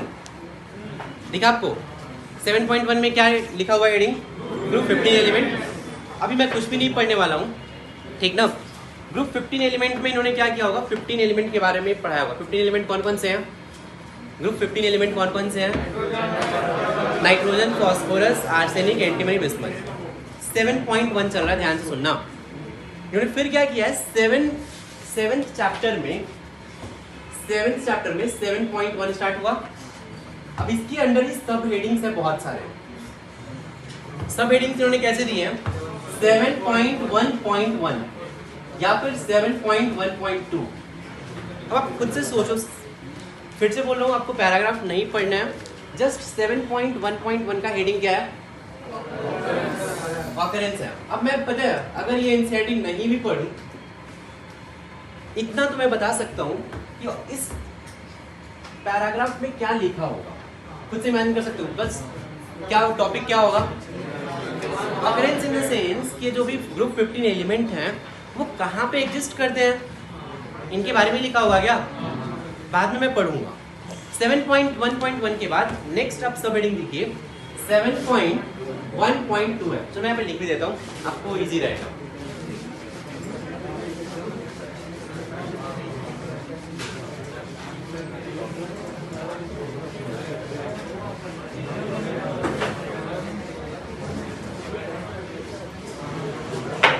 चलिए यहाँ पे देखिए आप, ओए अब ध्यान से देख, एक तो आवाज नहीं जा रही है मेरी, माइक यूज नहीं करो, ध्यान से सुनो पे। आपको करना क्या, मतलब इनफैक्ट जो मैं 15 ग्रुप के लिए बता रहा हूँ सेम चीज आपको रिपीट करना है, जैसे एस ब्लॉक और हाइड्रोजन के लिए भी, सबके लिए ही रिपीट करना है। सबसे पहले तो आपको हेडिंग देना है यहाँ पे 7, ग्रुप 7। आप देखेंगे ग्रुप 7 में बहुत सारे ऐसे सब यूनिट है। सबसे पहला सब यूनिट है 7.1। 7.1 में क्या है यहाँ पे, तो मैं यहाँ पे लिख रहा हूँ 7.1। 7.1 में क्या दिया है यहाँ पे, ग्रुप 15 एलिमेंट के बारे में है क्या। अब 7.1 के अंदर देखो मैं ट्री डायग्राम बना रहा हूँ। 7.1.1 है, चलिए इसमें बहुत सारे सब टॉपिक है। 7.1.1 क्या है, ऑकरेंस। इसके बाद 7.1.2 है, ये क्या है, इलेक्ट्रॉनिक। यार अगर मैं ये पैराग्राफ छोड़ भी दूं ना तो भी मुझे कोई डाउट नहीं होगा, मतलब electronic configuration, nitrogen, phosphorus, arsenic, सबका इलेक्ट्रॉनिक कन्फिगरेशन आपको आता है क्या। इसके बाद 7.1.3 होगा, ये क्या है। अब एक चीज बताओ, 7.1.3 में एटॉमिक रेडियस के बारे में है, एंड आयनिक रेडियस के बारे में है। खुद से बिना पढ़े हुए फिर से बोल रहा हूँ मैं, खुद से ही सोचो कि इसमें क्या लिखा होगा। यही लिखा होगा यार कि आप टॉप टू बॉटम आओगे तो एटॉमिक रेडियस क्या होगा, इंक्रीज होगा। इसके बारे में कुछ लिखा होगा। नेक्स्ट बनाते हैं 7.1.4। इसमें क्या लिखा हुआ है, आयोनाइजेशन एनर्जी। फिर से पता है, मैं बिना पढ़े हुए अगर पीरियोडिक टेबल मैंने पढ़ाई किया है, आयोनाइजेशन एनर्जी में क्या लिखा होगा, top to bottom size increases, ionization energy. Point number 1। Point number 2, अगर आप अच्छा ग्रुप 7 अबे ग्रुप 7 नहीं है, ग्रुप 15 है, 7th चैप्टर है। नाइट्रोजन फैमिली एंड इसके बगल में मान लो ऑक्सीजन फैमिली है, किसका आयोनाइजेशन एनर्जी ज्यादा होता है, नाइट्रोजन एंड ऑक्सीजन में किसका ज्यादा होता है, काय को। अबे पटक के पीटूंगा बे, हाफ फिल्ड इलेक्ट्रॉनिक कॉन्फ़िगरेशन है, हाफ फिल्ड इलेक्ट्रॉनिक कॉन्फ़िगरेशन है, इसलिए स्टेबल है, इसीलिए इसका आयोनाइजेशन एनर्जी ज्यादा होगा। पीरियोडिक टेबल में पढ़ा था क्या, कुछ यही लिखा होगा। 7.1.4 के बाद 7.1.5। फिर से बोलो, मैं अंदर भी कुछ नहीं पढ़ने वाला, यहाँ पे इलेक्ट्रॉन नेगेटिविटी के बारे में लिखा हुआ है। अब खुद से बोलिए, top to bottom size increases, electron negativity, इसके बारे में लिखा होगा। बस यही एक लाइन इस पूरे पैराग्राफ में इंपॉर्टेंट होगा। इसके बाद 7.1.6 यहाँ पे क्या लिखा है। अब खुद से सोचो, आपको पैराग्राफ नहीं पढ़ना है अभी, फिजिकल प्रॉपर्टीज में क्या क्या लिखा हो सकता है, मतलब इनके फिजिकल स्टेट के बारे में, कि ये लिक्विड होते हैं, सॉलिड होते हैं, गैस होते हैं, मेल्टिंग बॉइलिंग पॉइंट, इनके बारे में दिया होगा। बिना पढ़े तो यही समझ में आ रहा है। आगे 7.1.6, देखो अभी ये 7.1 चल रहा है, इसलिए मैं एक ही जगह पे सब लिख रहा हूँ। 7.1.6, अच्छा 7 है ये। यहाँ पे केमिकल प्रॉपर्टीज के बारे में, तो केमिकल प्रॉपर्टीज में जहां तक अपने को क्लिक करते हैं, कुछ केमिकल रिएक्शन के बारे में होगा, राइट। केमिकल रिएक्शन कैसे शो करेंगे, इनके बारे में होगा। इसके आगे अगर अपन पेज पलटेंगे, अब आ गया 7.2। इसका मतलब है ये डिफरेंट हेडिंग है। अब चलो यहाँ पे 7.2 बना रहा हूँ। 7.2 हेडिंग में क्या लिखा हुआ है, डाइनाइट्रोजन। डाइनाइट्रोजन मींस N2 है क्या।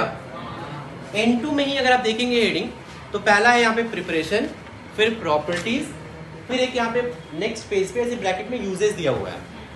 मींस डाइनाइट्रोजन का हमें 3 चीज पढ़ना है। क्या क्या पढ़ना है, प्रिपरेशन पढ़ना है, और प्रॉपर्टीज पढ़ना है, और यूजेस पढ़ना है।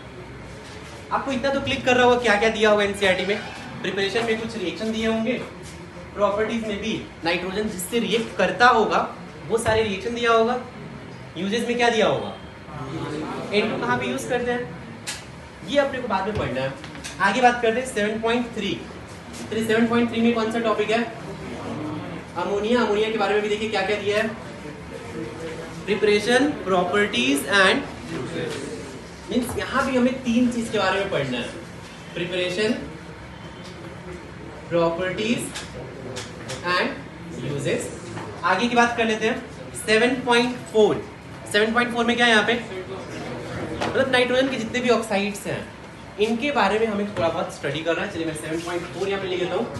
7.4 ऑक्साइड्स ऑफ नाइट्रोजन, इसमें कोई सब हेडिंग नहीं है। चलिए 7.5।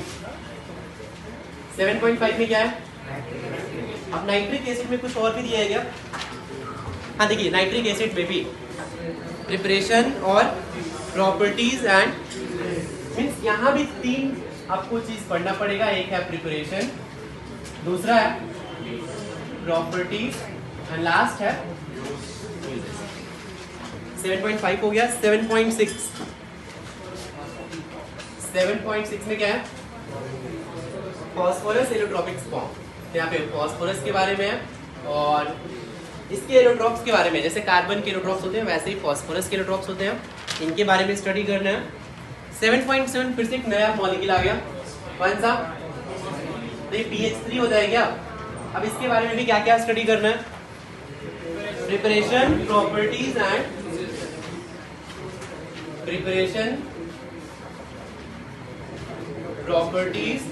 And uses. 7.7 के बाद मोटा भाई 7.8 भी है, फॉस्फोरस हेलाइड्स। तो यहाँ पे लिख देता हूँ मैं 7.8 क्या ये, फॉस्फोरस हेलाइड।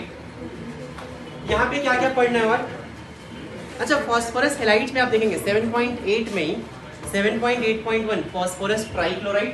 तो इसमें दो कैटेगरी है, एक है फॉस्फोरस ट्राइक्लोराइड PCl3, इसके बारे में भी क्या क्या पढ़ना है, प्रिपरेशन एंड प्रॉपर्टीज। दो रिएक्शन इसके और पढ़ने हैं, प्रिपरेशन एंड प्रॉपर्टीज।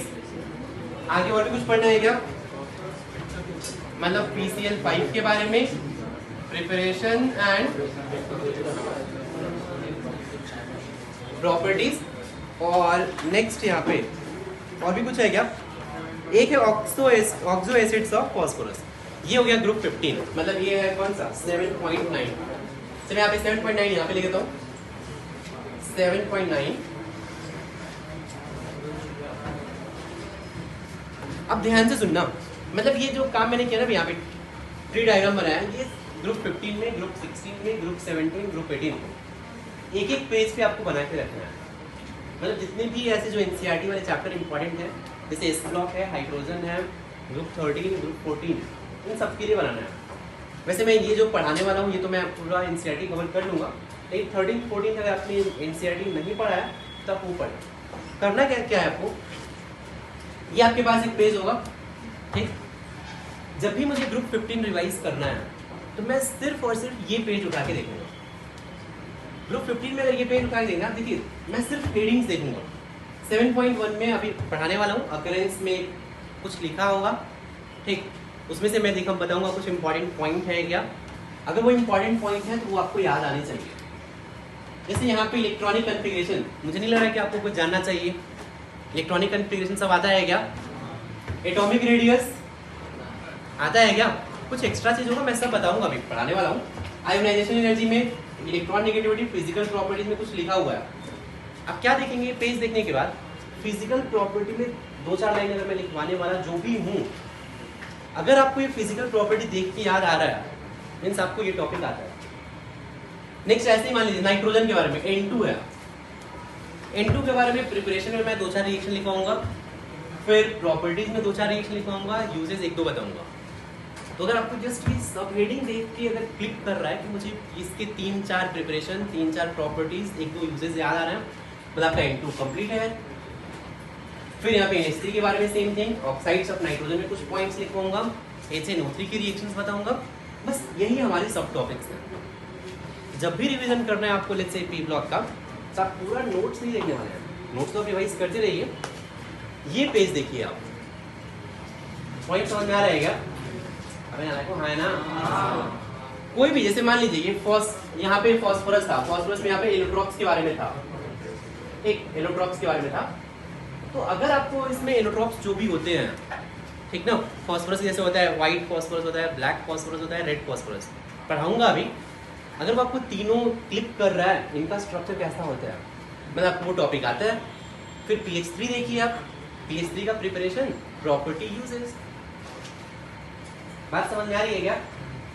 तो अब मान लीजिए कि मुझे HNO3, मैंने देखा HNO3 का प्रिपरेशन, मुझे कोई रिएक्शन याद नहीं आ रहा है, तो बस आप नोट्स उठाइए और HNO3 का प्रिपरेशन वाला रिएक्शन देख लीजिए। ऐसे आपको रिवाइज करना है। ये जो मैंने आपको 15th ग्रुप में बनाया है, सेम काम आपको 16th ग्रुप में भी करना है। और ये बनाना बहुत ही सिंपल है। क्या क्या अपन ने एनसीईआरटी में मतलब इतना अच्छे से लिखा ही, 7th चैप्टर का 7.1 ये 15th फैमिली के लिए। वैसे ही 16th ग्रुप में क्या होगा, 7.2 हो जाएगा। जितने भी सब हेडिंग्स होंगे वहां से स्टार्ट हो जाएगा। बात समझ में आ रही है क्या? हाँ बोलिए बोलिए बोलिए बोलिए। बिल्कुल बिल्कुल यही करना है आपको। तो एक काम करिए, सबसे पहले तो ये लिखिए आप, फटाक से बनाना सीखिए। और अपन अभी स्टार्ट करते हैं यहाँ से 7.1.1 से स्टार्ट करेंगे। जल्दी बनाना है, एक न्यू पेज भी बनाइए। नहीं नहीं नहीं, सुनिए सुनिए, आपको इसके अंदर कुछ लिखना नहीं है, बस ये हेडिंग्स का ही है ये बस, ठीक ना। बाकी तो अपन अभी नोट्स पढ़ने वाले हैं, ठीक ना। क्या हुआ, नहीं चल रहा है क्या? अबे क्लिक, जरूरत नहीं है। होगी आज, इसको एक पेज पे तमीज से लिखो, ठीक ना। और जब आप शॉर्ट नोट्स बनाएंगे तो बस आप शॉर्ट नोट्स में मतलब यही पीपलों में बोलो, ये सिर्फ यही लिखा है ना, तो भी चलेगा।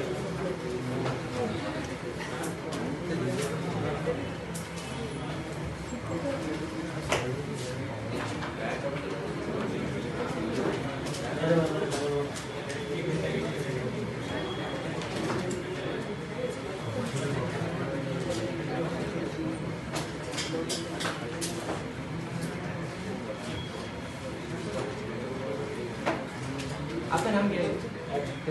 स्वराज। नाम क्या है इसका? स्वराज। और वो ढीला और वो सांवला।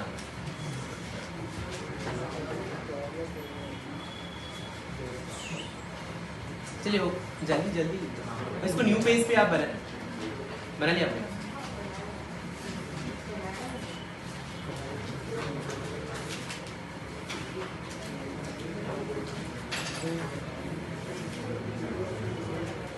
जैसे कि अपन 13th एंड 14th ग्रुप नहीं पढ़ने वाले, तो आप 13th ग्रुप में भी सेम काम रिपीट करेंगे। और 13 क्या क्या क्यों नहीं पढ़ने वाले? अब उसको फिर पटक के पीटो बे। 13th एंड 14th ग्रुप आपका कंप्लीट हो चुका है, पता है कहाँ पे हुआ है? हाँ मस्त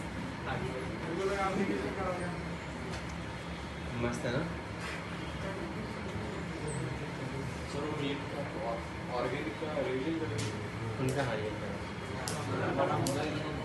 इनका क्योंकि नीट बहुत टाइम बाद है ना, तो उनको आराम से करवा रहे हैं।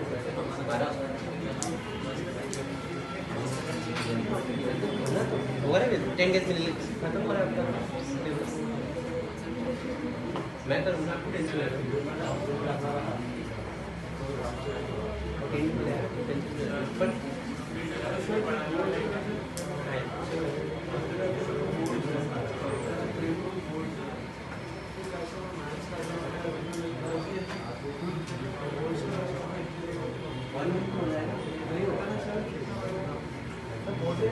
ब्लॉक पढ़ रहे बोर्ड पे ही है। नहीं आप ये करा, बोर्ड का टेंशन, आप ये करने के बाद, पढ़ने के बाद जस्ट क्या करना कि डाइजेस्ट का आता है एनसीईआरटी में रखा है। नहीं तब एनसीईआरटी रखो, एकदम होना चाहिए, मतलब आप जेईई का प्रिपरेशन कर रहे हो तो।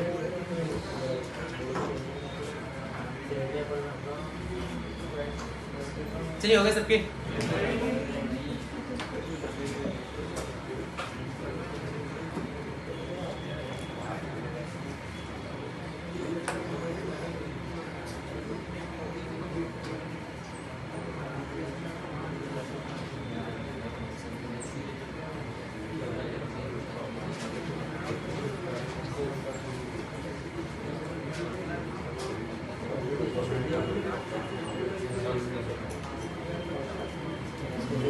चलिए हो गया ना, थोड़ा जल्दी लिखिए आप।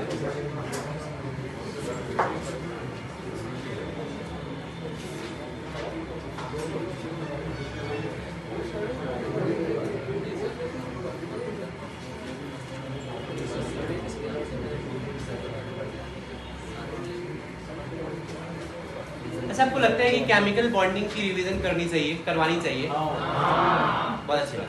आप एक काम करें, नोट्स पढ़ लें आप। केमिकल बॉन्डिंग में फिर से बोलो, केमिकल बॉन्डिंग का रिवीजन इसमें सारे पॉइंट्स इंपॉर्टेंट है भाई। तो केमिकल बॉन्डिंग आप रिवीजन करते जाए। सुनो यहाँ पे प्रोडक्ट से इतना फालतू आप जो इतना टेंशन ले जा रहे हो ना, अपना प्लान क्या है कि लेट्स से आज कितना डेट है, 5 6 लेक्चर ये और 4-5 मेटलर्जी, 15 to 20 जैन तक अपना सिलेबस हो जाएगा।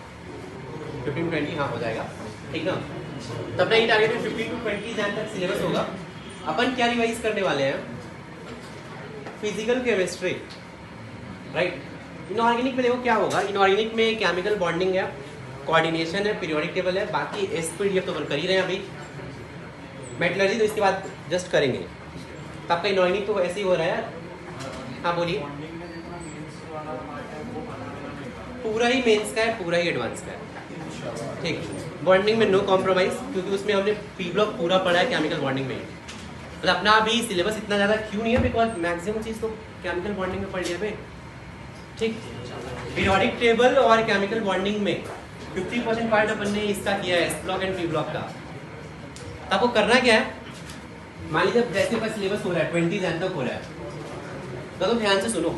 मतलब बाकी तो आप टाइम पास कर रहे हो ना, 20 जैन तक अगर आप चाहो, अपन ऑलमोस्ट 5-6 चैप्टर जो भी ऐसे एक लेक्चर के बचे हो, जैसे मान लीजिए केमिस्ट्री इन एवरीडे लाइफ है, वो एक लेक्चर का टॉपिक है। एनवायरमेंटल केमिस्ट्री एक लेक्चर का टॉपिक है वो, ठीक ना। भले अपने नंबर ऑफ लेक्चर्स, पॉलीमर आधे लेक्चर का टॉपिक है वो, पॉलीमर में से पता है क्या आएगा, ठीक। तो है क्या अपना कि 20 जैन तक जितने भी सिलेबस कंप्लीट हो रहा है, इसके बाद रिवीजन में इनऑर्गेनिक अपन करने वाले हैं नहीं, क्योंकि इनऑर्गेनिक का मैक्सिमम पोर्शन अपन कर ही रहे हैं। एसपीडीएफ अभी कर रहे हैं, एस ब्लॉक में आपका हो गया ना, एस ब्लॉक हो गया ना आपका, हाइड्रोजन नहीं हुआ है, हाइड्रोजन चलो मैं वो करवाऊंगा। फिर केमिकल बॉन्डिंग आप खुद से कर सकते हो, कोऑर्डिनेशन अगर लगा तो अपन एक आध लेक्चर कोऑर्डिनेशन का लेंगे, और ऐसे हुआ तो केमिकल बॉन्डिंग पे जस्ट एक लेक्चर ऐसे ही, जैसे मैथ्स में होता है ना अभी, जस्ट अपन ऐसे ही प्रैक्टिस करेंगे। फिजिकल अपना मेन रहेगा। ऑर्गेनिक में आपको लगता है कि कौन से टॉपिक पे पढ़ना है, पूरा ही रिएक्शन के बाद वाले, किसको लग रहा है कि ऑर्गेनिक पूरा ही आपका गया हुआ है, एकदम गया है? अगर आपको लग रहा है कि पूरा ही गया है आपका, तो जैसे मैं नीट में, अच्छा पूरा ही गया है, क्या क्या मतलब आपने ये बुकलेट सॉल्व किया तो नहीं हो रहा है। देखिए करना क्या आपको ऑर्गेनिक केमिस्ट्री में, चलिए अपन 20 के बाद क्या करेंगे, ऑर्गेनिक का डेली जो पढ़ाने के लिए ऑर्गेनिक में फिर से बोल रहा हूँ, जस्ट रिएक्शंस ही हैं, अपन उसमें प्रॉब्लम प्रैक्टिस कर सकते हैं। फिर अपन जैसे मान लो 20 जैन से लेके, ठीक है, मान लो ऑर्गेनिक केमिस्ट्री में जैसे मान लो कि जैसे रिएक्शन मैकेनिज्म है, तो अपन डेली एक पेज देंगे आपको, सॉल्व करके आओ, अपन वो डिस्कस करेंगे। तो ऑर्गेनिक में सॉल्व भी करना है आपको, ठीक है। या तो अगर लग रहा है किसी को एकदम जीरो पे आप हो, तो आप एक काम कर सकते हो, नीट में जैसे मैं पूरा ऑर्गेनिक केमिस्ट्री पढ़ा रहा हूँ, मतलब रिएक्शन मैकेनिज्म से लेके एकदम क्या एकदम शुरू से पढ़ा रहा हूँ वहाँ पे। लेकिन हाँ उनका ऐसा है कि 20-25 लेक्चर में पूरा हो जाएगा उनका, पढ़ा रहा हूँ। लेकिन हाँ उनका ये है कि मेंस या नीट लेवल ही होगा, एडवांस लेवल नहीं होगा।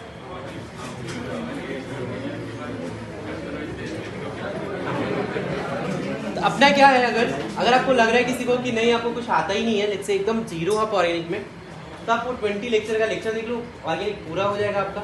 एटलीस्ट इतना तो हो जाएगा कि बोर्ड में और मेंस में कर पाओगे आप। हाँ चलता तो जाके देख ले,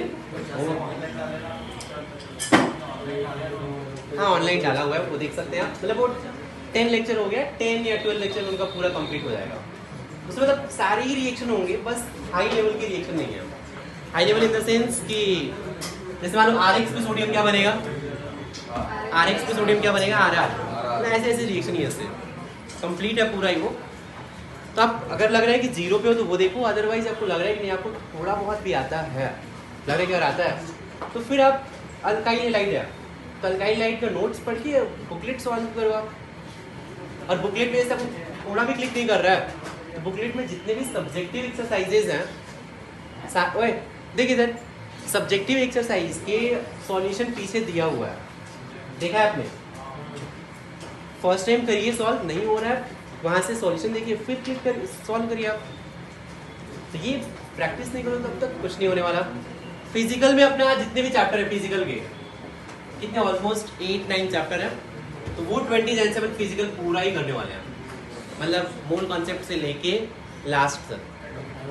हाँ पूरा फिजिकल केमिस्ट्री पूरा एक बार न्यूमेरिकल है, तो करना क्या है, एक लेक्चर में आके जैसे मैथ्स में हो रहा है ना आपका भी सेम पैटर्न होता है, फिजिक्स में भी मैथ्स में ही करेंगे। क्या क्या हाँ ना वैसे ही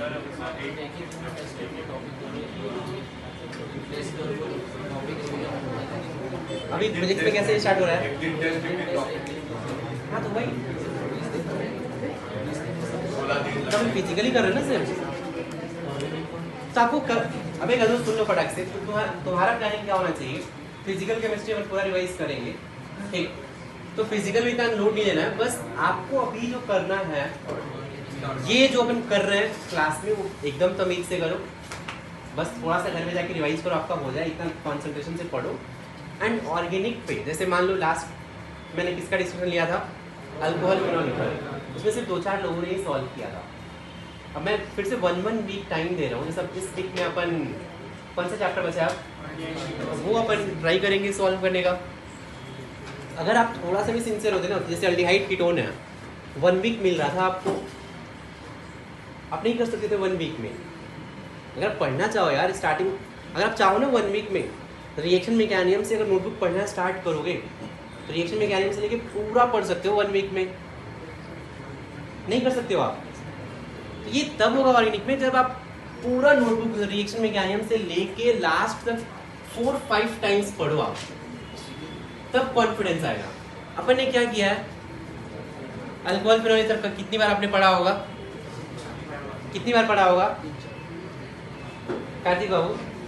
2 बार। आप खुद से सोचो कि आपने एटॉमिक स्ट्रक्चर कितनी बार पढ़ा होगा, कितनी बार पढ़ा होगा, तो किसमें कॉन्फिडेंस आएगा? तो लॉजिक सेम है बे। हमने क्या किया कि जो लास्ट के टॉपिक थे उनको नंबर ऑफ टाइम्स पढ़ा ही नहीं, तो कैसे एक्सपेक्ट कर रहे हैं कि उसमें कॉन्फिडेंस आएगा? और इनफैक्ट ये होना चाहिए था कि ऑर्गेनिक में आपको हर रिएक्शन याद होना चाहिए था। फिजिकल केमिस्ट्री में तो चलो ठीक है, आप फॉर्मूला देख लिए सॉल्व करो। इनऑर्गेनिक एंड ऑर्गेनिक में जितनी बार नोट्स पढ़ सकते हो आप पढ़ो। अपन सिर्फ ऐश करते रहते हैं। आपको पता है डेली रूटीन मैंने उस दिन भी समझाया था आपको, जैसे इनऑर्गेनिक या ऑर्गेनिक, आप डेली मॉर्निंग में कोई फॉलो कर रहा है? ये मैंने बताया था डेली मॉर्निंग में मैंने बोला था कि आप स्टार्ट ही करो, जैसे उठते हो सुबह तब आइदर इनऑर्गेनिक या ऑर्गेनिक से स्टार्ट करो आप, क्यों रटने वाला पार्ट है। डेली 1 आवर आपने अगर ऑर्गेनिक पढ़ना स्टार्ट किया, क्या होगा, मतलब आपने कल लेट्स से 1 या 2 आवर रिएक्शन मैकेनिज्म पढ़ लिया, 4-5 डेज में आपका रिएक्शन मैकेनिज्म कंप्लीट हो जाएगा, फिर ऐसे ही हाइड्रोकार्बन हो जाएगा। अगर आप ऐसे पढ़े ना, हो सकता है फर्स्ट टाइम रिवाइज करने में 20 डेज लग सकते हैं, हो सकता है आपने नहीं पढ़ा है तो एक बार पढ़ लिया, फिर नेक्स्ट टाइम जब पढ़ना स्टार्ट करोगे रिएक्शन मैकेनिज्म 2-3 डेज में आपका हो जाएगा। अबे कल थोड़ा स्टार्ट करो यार। आप क्या सोच रहे हो, आप 30% पार्ट छोड़ के जाना चाहते हो क्या? आपके सपने भी हैं कि कितने परसेंटाइल आने चाहिए, कितने 90? अच्छा ये क्या होता है, 100 क्या होता है? शक्ल भी देखा 100 का? तो थोड़ा सा आप पता है लास्ट, और वो भी लास्ट मोमेंट पे मैक्सिमम लोग केमिस्ट्री पढ़ते हैं, पता है मैक्सिमम लोग ये पढ़ते हैं। क्यों? रीज़न बहुत सिंपल है, क्योंकि केमिस्ट्री में ऑर्गेनिक इनऑर्गेनिक रटने का ही है, तो जितना आप पढ़ोगे वहाँ पे एग्जाम में आपका टाइम सेव होगा। इनऑर्गेनिक में कदम सोचो कि अगर आपको ये रिएक्शन आ जाए, और आता भी है F2+NaOH फुल एंड डाइल्यूट, तो अगर आपको याद है घर पे आप पढ़ के गए हो तो 2 सेकंड का ये रिएक्शन है, और ऐसे ही क्वेश्चन आते हैं यहाँ पे। इनऑर्गेनिक में यही आएगा कि मान लो जितना पढ़ा आपने Cl2 + वाटर क्या बनेगा, आपको 4 लिखे होंगे, option A, option B, option C, option D. अगर आपने याद किया है घर पे, कितना टाइम सेव होगा आपका एग्जाम में? लेकिन फिजिकल केमिस्ट्री आप कितना भी प्रैक्टिस करके जाओ, कोई भी क्वेश्चन आएगा 2 to 3 मिनट्स तो लेगा ही। हमें लेगा ही नहीं लेगा। तो लोग क्या करते हैं कि ऑर्गेनिक या इनऑर्गेनिक हार्डली 10 मिनट्स में उनका सॉल्व हो जाता है। बाकी टाइम वो फिजिक्स, मैथ्स और फिजिकल केमिस्ट्री को देते हैं। हमारा क्या काम होता है? हम मैथ्स सॉल्व करेंगे, फिजिक्स सॉल्व करेंगे, फिजिकल केमिस्ट्री भी थोड़ा बहुत सॉल्व कर सकते हैं, ऑर्गेनिक इनऑर्गेनिक अपन सॉल्व ही नहीं करेंगे क्योंकि अपने पास दिमाग ज़्यादा है, अपन रटते हैं नहीं। तो फिर यार कैसे सोच रहे हो कि आप कंपटीशन फेस करने वाले हो? मतलब एग्जाम आपके अकॉर्डिंग नहीं हुआ ना कि आप सोचो कि नहीं मेरा दिमाग बहुत ज़्यादा चलता है, मेरा मतलब ऐसे मैं कॉन्सेप्ट बहुत अच्छे से समझता हूँ, आपके अकॉर्डिंग अलग पेपर आएगा, ऐसा होगा क्या? ट्राई करिए, अभी भी आपके पास टाइम है। अभी फिर से बोल रहा हूँ, आज 5 है ना, आज 5 है ना, और पेपर कब है आपका? कितना? 23। मतलब देखा जाए तो ऑलमोस्ट अभी भी आपके पास 45 डेज के आसपास है, 40-45 डेज। अभी भी अगर आपने मॉर्निंग में, मैं बोल रहा हूँ 2 आवर्स का स्लॉट निकालो, इनऑर्गेनिक ऑर्गेनिक पढ़ना स्टार्ट करो, होगा क्या ना कि आप डेली 2 आवर्स दोगे, एग्जाम में बहुत ज़्यादा बेनिफिट मिलेगा आपको। तो ये बात आपको समझ में आ नहीं रहा है। अगर इंसान वहाँ पे तुम 5 या 10 मिनट में, पता है 5 या 10 मिनट में हाँ पूरी इनऑर्गेनिक ऑर्गेनिक सॉल्व हो जाते हैं। 5 to 10 मिनट से स्टार्टिंग के इसमें आपको 40 या 50 मार्क्स आ जाएंगे। 100 मार्क्स के पेपर में 66 मार्क्स का तो ऑर्गेनिक इनऑर्गेनिक रहेगा ही। इमेजिन करो 5 to 10 मिनट्स में अगर आपने 50 मार्क्स स्कोर कर लिया तो नेक्स्ट पूरा टाइम आपके लिए कितना सेफ रहेगा। और इनफैक्ट मतलब यूजुअली लोग अगर 200 मार्क्स भी लाते हैं 300 में, पता है कितना रैंक आता है? कितना इमेजिन किया भी है? हाँ 5000 के अंदर होता ही है। लास्ट ईयर भी था 99 परसेंटाइल वालों की, हाँ इतने थे, 189, 180, 190 इतने मार्क्स थे। 99 परसेंटाइल की बात कर रहा हूँ मैं। तो मैं बोल रहा हूँ कि ये तभी पॉसिबल है आपके लिए जब आप ना यहाँ से टाइम सेव करो यार। हमारा प्लानिंग क्या होता है कि देखो 300 मार्क्स में 250 मार्क्स का पेपर और 50 मार्क्स का पेपर, ये 50 मार्क्स वाला जो पार्ट होता है मतलब वो देख के टिक करने वाला है, वो हम हमेशा छोड़ के आते हैं और फिर हम एक्सपेक्ट करते हैं कि हमारे मार्क्स नहीं आ रहे हैं, यहाँ पे मेरे इतने कम मार्क्स आ रहे हैं। अगर सच्ची में आपका कुछ प्लान है अगर ना तो स्टार्ट करोगे अभी भी। मैं देखो ना बैठ के पढ़ा रहा हूँ, बाकी लोग एकदम ऐश कर रहे हैं, तो अभी भी आपको अगर सिंसियरिटी नहीं आ रहा है तो मुझे नहीं लगता कि अब कभी भी लाइफ में आप सिंसियर हो सकते हो। मतलब और ना ये ऐसे कूल बनना बहुत बड़ी बात नहीं है। ये मैं तो बहुत ही कूल हूँ, किसको दिखा रहे हो बे तुम कूल हो? वहां पे एक्ट करो जहाँ पे कुछ काम हो यार। तो पता है कि साला 23 फेब को एग्जाम है, हाँ अंदर से ऐसे फट रही है और ऊपर से शो कर रहे हैं मैं हैप्पी हूँ, किसको दिखा रहे हो भाई? तो खुद से सोचो किसके साथ खिलवाड़ कर रहे हो आप? मतलब चलो आपका अगर सिलेक्शन नहीं हुआ मान लेते हैं, तो ना ही आपके कुछ फ्रेंड का जाएगा, ना ही अपना जाएगा, ना ही फेस का जाएगा, सिर्फ आपका ही पूरा होगा ना, आपके माँ बाप का होगा पूरा। और ये बात आपको अभी भी नहीं समझ में आ रही है। अभी भी आपको लगता है कि नहीं मेरे लिए दोस्त यार ही बहुत इंपॉर्टेंट है, गैंग बनाना ही बहुत इंपॉर्टेंट है, इसी में मुझे बहुत ऐसे मज़ा आ रहा है। तो सच्ची में मुझे वैसे ही हो रहा है, जनवरी में अभी तब 45 डेज बाद एग्जाम है, अभी भी ऐसे चिल मार रहे हो, तो कैसे बे? अभी तो ऐसा होना चाहिए कि आना चाहिए, बस लेक्चर देखा, बोल भी रहा हूँ कि यार ये ऐसे तरीके से करो सो दैट आपका 100% हो जाए क्लास में ही।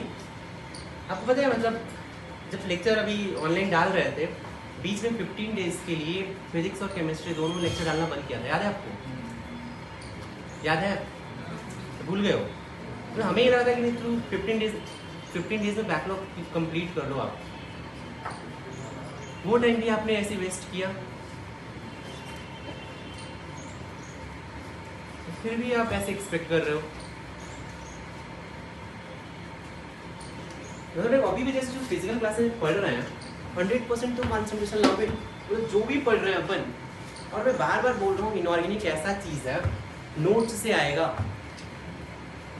मतलब ये नोट्स की ही मतलब जितने रिएक्शन पढ़ाएंगे अपन वही आना है, फिजिकल में गारंटी नहीं है। फिर फिजिकल केमिस्ट्री में ऐसा है कि इलेक्ट्रोकेमिस्ट्री कोई भी चैप्टर थर्मोडायनेमिक्स ही पढ़ाया मैंने, कुछ भी न्यूमेरिकल दे सकते हैं। और इसमें पूरा पी ब्लॉक आई वो कितना 30 पेज का पढ़ाऊंगा, 30 पेज में से वही उसी पेज में से ही आना है। अब क्या चाहिए भाई, केमिकल बॉन्डिंग उसी नोटबुक में से ही आना है, पीरियोडिक टेबल उसी नोटबुक में से ही आना है। आपको नहीं लग रहा है कि नहीं आएगा तो आप चेक कर सकते हो ना। लास्ट ईयर का पेपर पता है, तो तुमको केमिकल बॉन्डिंग कब पढ़ाया था? पिछले साल। इस बार मेंस का एग्जाम हुआ क्या? इस बार मेंस का एग्जाम हुआ सितंबर अटेम्प्ट हुआ था, और कब हुआ था? जनवरी में।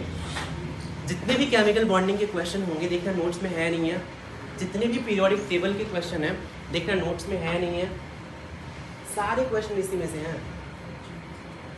इसलिए मैं बार बार बोल रहा हूँ कि इनऑर्गेनिक आपके लिए फ्री हिट है, नोट्स में से ही आना है, फिर भी आप ऐश कर रहे हो। अब आपको क्या चाहिए बताओ? थोड़ा सा रटना तो पड़ेगा ही ना, और रटने के लिए कुछ नहीं करना है, बार बार पढ़ते जाओ। डेली मॉर्निंग में अगर आपने स्लॉट बनाया 2 आवर्स उठ के मुझे इनऑर्गेनिक ऑर्गेनिक पढ़ना ही है, तो विद इन 1 मंथ आपका पूरा कंप्लीट हो जाएगा। अगर आपने अभी से स्टार्ट कर दिया 30 डेज में आपको पूरा ट्रैक पे आ जाएगा। फिर भी आपको लगा है नहीं, किसने इस साल का पेपर देखा था? मेंस का पेपर किसने देखा? आप लोगों ने देखा? कितने लोगों ने देखा? केमिकल बॉन्डिंग या पीरियोडिक टेबल का क्वेश्चन जाके देखा था? देखा था क्या? कौन से क्वेश्चन आए थे पता है?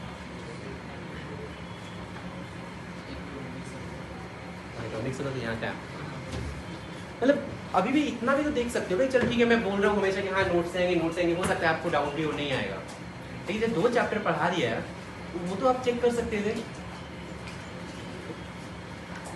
मतलब ये सब टॉपिक मतलब फ्री है आपके लिए,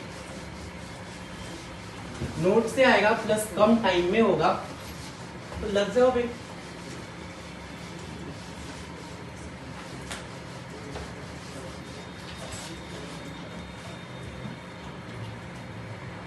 चलिए अपन ये स्टार्ट कर दें। आपने बना लिया ना? सबसे पहले अपन पी ब्लॉक में यहाँ पे नाइट्रोजन फैमिली स्टार्ट कर रहे हैं। तो नाइट्रोजन फैमिली में कौन कौन से एलिमेंट है यहाँ पे? Nitrogen, phosphorus, arsenic, antimony and bismuth. इसमें अगर आप देखोगे तो nitrogen, phosphorus, arsenic, antimony, bismuth, I hope सबको इलेक्ट्रॉनिक कन्फिगरेशन पता होगा। जनरल इलेक्ट्रॉनिक कन्फिगरेशन क्या होगा? NH2NP, right. एटॉमिक नंबर वैसे लर्न करना जरूरी नहीं है, लेकिन फिर भी आप चाहो तो एटॉमिक नंबर 1 का अगर पता है सबका बता सकते हो। नाइट्रोजन का कितना होता है? 7। इसमें 8 ऐड कर दो। मैजिक नंबर पता है क्या होता है? क्या होता है? 8 8 18 18 32। 8 ऐड करो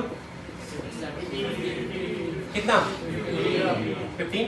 फिर इसमें 18 ऐड यहाँ से स्टार्ट होता है, आइदर ये यहाँ से स्टार्ट हो सकता है या फिर यहाँ से स्टार्ट हो सकता है।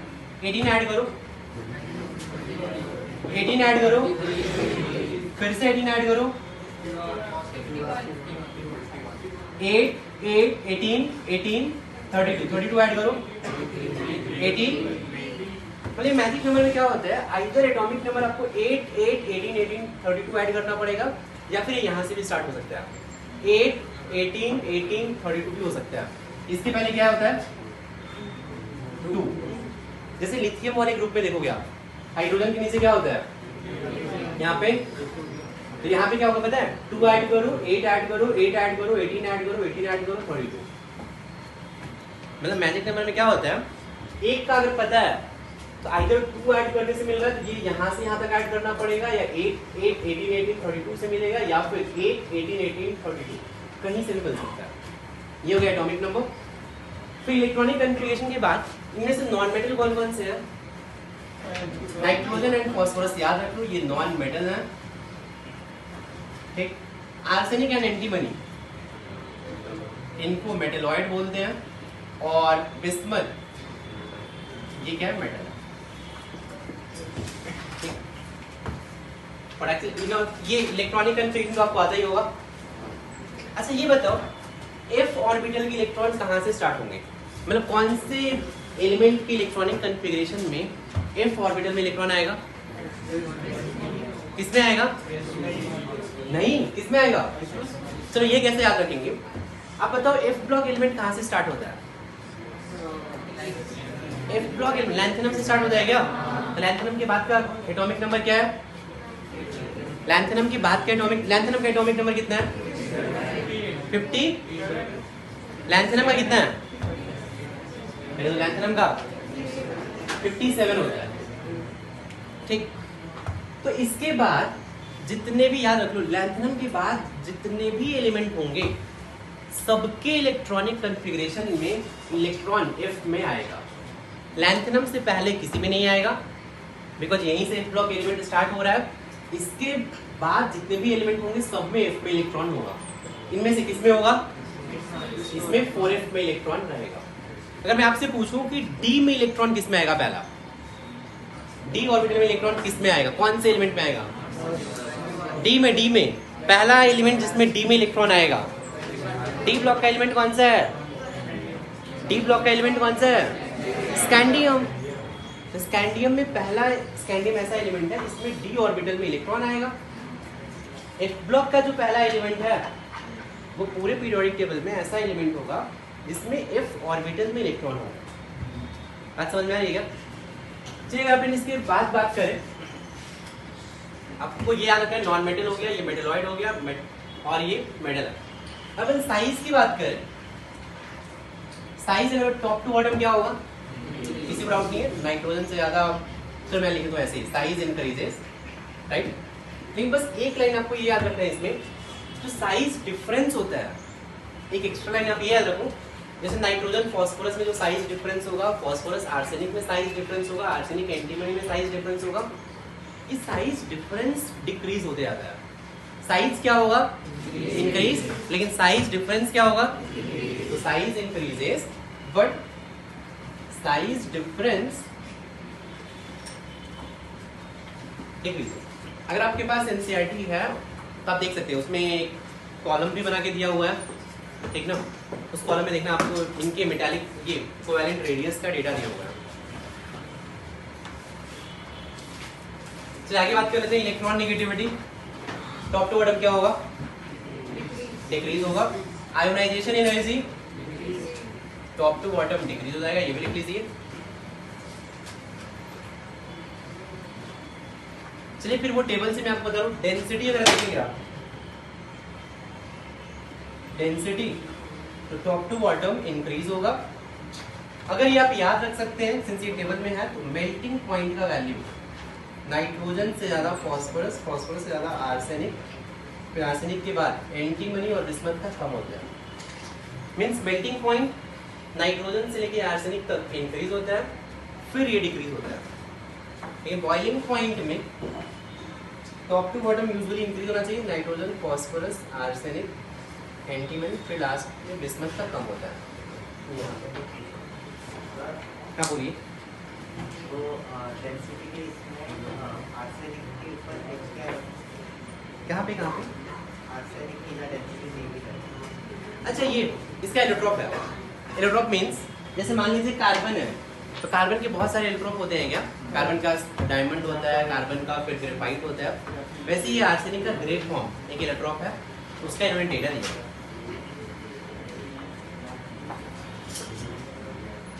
चलिए हो गए सबके।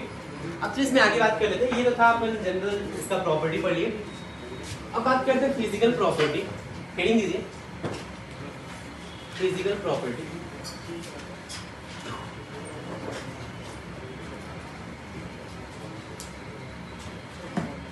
इसमें पहला लाइन आपको फर्स्ट लाइन ये याद रखना है कि इसमें सारे एटम ये पॉलीएटॉमिक होते हैं। पॉलीएटॉमिक का मतलब समझ में आता है? पॉलीएटॉमिक मींस जैसे नाइट्रोजन किस फॉर्म में एग्जिस्ट करेगा? N2 के फॉर्म में। तो ये मोनोएटॉमिक नहीं है, मींस वन मॉलिक्यूल में मोर देन वन एटम होते हैं। फॉस्फोरस किसके फॉर्म में एग्जिस्ट करता है? मतलब ये पॉलीएटॉमिक होते हैं। तो पहला लाइन लिखिए कि all are polyatomic, all are polyatomic. Second point, इसमें देखेंगे तो सिर्फ नाइट्रोजन गैस होता है, ये गैस है, बाकी सारे सॉलिड होते हैं। Second line, nitrogen is diatomic gas, nitrogen is diatomic gas while others are solid, while others are solid। तीसरा लाइन, थर्ड लाइन इंपॉर्टेंट है, ये आपको याद रखना पड़ेगा। आप एक टर्म जानते हो एलोट्रॉपी, एलोट्रॉपी नहीं, एलोट्रॉपी नहीं पता है? एलोट्रॉपी मतलब क्या होता है? एलोट्रॉप्स ऑफ कार्बन, कौन कौन से कार्बन के एलोट्रॉप्स? तो इसमें भी सारे ही एलोट्रॉपी शो करते हैं, सबके एलोट्रॉप्स होते हैं एक्सेप्ट नाइट्रोजन के। नाइट्रोजन का कोई एलोट्रॉप नहीं होता है, बाकी सबके एलोट्रॉप होते हैं। ठीक ना? तो एक लाइन लिखिए आप। नेक्स्ट पॉइंट, ऑल ऐसे ही except nitrogen all show allotropy, except nitrogen all show allotropy, except nitrogen all show allotropy. हो गया? अब एक चीज और, अगर आपसे कोई पूछे कि metallic character top to bottom क्या होगा? इंक्रीज होगा। क्यों इंक्रीज होगा? तो रीजन बहुत ही सिंपल है, साइज क्या हो रहा है? आयोनाइजेशन एनर्जी क्या होगा? तो अगर आयोनाइजेशन एनर्जी डिक्रीज हो रहा है, मींस कोई भी एलिमेंट है फटाक से इलेक्ट्रॉन देगा। अच्छा एक चीज बताओ, कोई भी एलिमेंट है ए और एलिमेंट बी, मेटल मतलब होता है जो इलेक्ट्रॉन बाहर या फिर इलेक्ट्रॉन डोनेट बहुत इजीली करे। कोई भी एटम है, अगर ये इजीली इलेक्ट्रॉन डोनेट करेगा मींस ये मेटल है। अब मान लो ए एंड बी में ए का आयोनाइजेशन एनर्जी कम है, बी का आयोनाइजेशन एनर्जी ज्यादा है। ए का अगर आयोनाइजेशन एनर्जी कम है, इट मींस बाहर इलेक्ट्रॉन डोनेट करना है, तो कौन फटाक से इलेक्ट्रॉन डोनेट करेगा? ए का अगर आयोनाइजेशन एनर्जी कम है, बी का आयोनाइजेशन एनर्जी ज्यादा है, तो बाहर इलेक्ट्रॉन कौन इजीली डोनेट करेगा? चमका पॉइंट। आयोनाइजेशन एनर्जी क्या होता है? Energy required to remove electron. मतलब कोई एटम है वो अपना इलेक्ट्रॉन देना ही नहीं चाहता है, तो बाहर निकालने के लिए आपको बहुत ज्यादा एनर्जी देना पड़ेगा। इट मींस अगर आयोनाइजेशन एनर्जी ज्यादा है तो वो एटम इलेक्ट्रॉन इजीली डोनेट करेगा क्या? तो डोनेट करेगा क्या? नहीं। इट मींस जिसका आयोनाइजेशन एनर्जी कम है, मेटालिक कैरेक्टर क्या होगा? ज्यादा होगा। आपको पता है यहाँ पे top to bottom ionization energy increase होता है, मेटालिक कैरेक्टर क्या होगा? Ionization energy decrease, metallic character. ये सबको पता है ना? चलो तो लिख लो ये लाइन, अगर लिखना चाहते हो तो लिखिए कि metallic character increases down the group, metallic character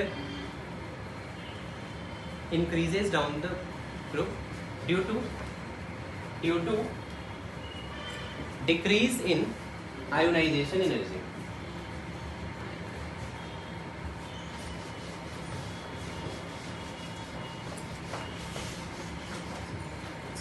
चलिए इसके बाद बात करते हैं केमिकल प्रॉपर्टीज। जो भी जनरल एलिमेंट है इनका केमिकल प्रॉपर्टीज के बारे में स्टडी करेंगे। तो देखो यार, इनमें जो कॉमन ऑक्सीडेशन स्टेट है, कॉमन ऑक्सीडेशन स्टेट, एक ये जो कॉमन ऑक्सीडेशन स्टेट है, एक तो -3 शो करता है, +3 शो करता है और एक +5। ये जनरली कॉमन होते हैं, ठीक ना? जैसे मान लो PCl5 है तो फास्फोरस का ऑक्सीडेशन स्टेट +5, PCl3 में फास्फोरस का +3, PH3 में फास्फोरस का -3। तो -3, +3 और +5 जनरल शो करते हैं। ध्यान से सुनना, +3 एंड +5 में आपको अगर पीरियोडिक टेबल याद है, इनर्ट पेयर इफेक्ट याद है? पक्का याद है? इनर्ट पेयर इफेक्ट क्या होता है? Inert pair effect, inert pair effect नहीं याद है? टॉप टू बॉटम, जैसे मान लो ये नाइट्रोजन फैमिली है तो नाइट्रोजन +3 +4 दोनों +3 एंड +5 दोनों शो कर सकते हैं। तो nitrogen, phosphorus, arsenic, antimony, bismuth generally higher या जनरली लोअर, कौन ज्यादा स्टेबल होता है? Generally higher oxidation state is more stable. पहला लाइन उसमें पढ़ाया था मैंने, जनरली कौन स्टेबल होता है? हायर। लेकिन बॉटम वाला ये +3 एंड +5 में कौन ज्यादा स्टेबल होगा? +3। तो यहाँ से मुझे क्या हिंट मिला कि अगर मैं nitrogen +3, phosphorus +3, arsenic +3 and antimony +3, bismuth +3 इनकी स्टेबिलिटी को कंपेयर करूं, सबसे ज्यादा स्टेबल कौन होगा? It means stability of +3 top to bottom क्या होगा? स्टेबिलिटी ऑफ +3 क्या होगा? Increases from top to bottom. ये लाइन चमका। नेक्स्ट पॉइंट, स्टेबिलिटी ऑफ +5 क्या होगा? Decreases from top to bottom. ये भी लाइन चमका। अब बात करते हैं स्टेबिलिटी ऑफ -3। ये कैसे डिसाइड करेंगे? देखो यार, अगर कोई मेटल है, जैसे ये बिस्मथ मेटल है, तो ये इलेक्ट्रॉन एक्सेप्ट करेगा या इलेक्ट्रॉन डोनेट करेगा? इलेक्ट्रॉन एक्सेप्ट करेगा या इलेक्ट्रॉन डोनेट करेगा? चमका। जो नॉन मेटल है ये क्या करेगा? एक्सेप्ट करेगा। तो non metal negative oxidation state में रहेगा या फिर मेटल? नेगेटिव ऑक्सीडेशन स्टेट में कौन रहेगा? नॉन मेटल या मेटल? अब देखो -3 शो करना है। -3 मतलब 3 इलेक्ट्रॉन लेना है। ऊपर वाले लेंगे या नीचे वाले? इट मींस -3 ऑक्सीडेशन स्टेट सबसे ज्यादा स्टेबल कहाँ पे रहेगा? सबसे ज्यादा अनस्टेबल कहाँ पे रहेगा? इट मींस स्टेबिलिटी ऑफ -3 क्या होगा? Decreases from top to bottom. ये तीनों अपन ने कैसे समझ में आ रहा है? इन दोनों को इनर्ट पेयर इफेक्ट से, इसको अपन मेटल नॉन मेटल से बोलिए भाई। कौन सा? ये है inert pair effect. Inert pair effect में क्या होता है? हायर ऑक्सीडेशन स्टेट का स्टेबिलिटी डिक्रीज होता है, लोअर ऑक्सीडेशन स्टेट का स्टेबिलिटी इंक्रीज होता है। ये मैंने इनर्ट पेयर इफेक्ट शायद कहाँ पढ़ाया था? केमिकल बॉन्डिंग में शायद बताया था। केमिकल बॉन्डिंग में इनर्ट पेयर इफेक्ट पढ़ाया था। बोलिए किसका? अच्छा, अबे HNO3 में ये कौन सी बात होगी? हो गए सबके? इसमें एक पॉइंट और ऐड कर लीजिए केमिकल प्रॉपर्टीज में।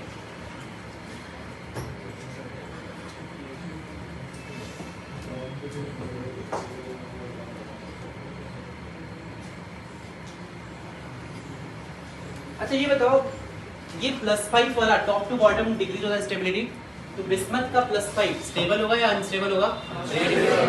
तो बिस्मथ +5 में यूजुअली हैलाइड नहीं बनाता है। बिस्मथ का सिर्फ एक ही है, बिस्मथ F5, BiF5। यही +5 में एक स्टेबल कंपाउंड मिल जाए। चाहो तो एक लिख सकते हो, एनसीईआरटी का है तो लिखिए इसमें कि एक ना लिखिए bismuth BiF5 is BiF5 is stable compound in +5 state, in +5 state of bismuth.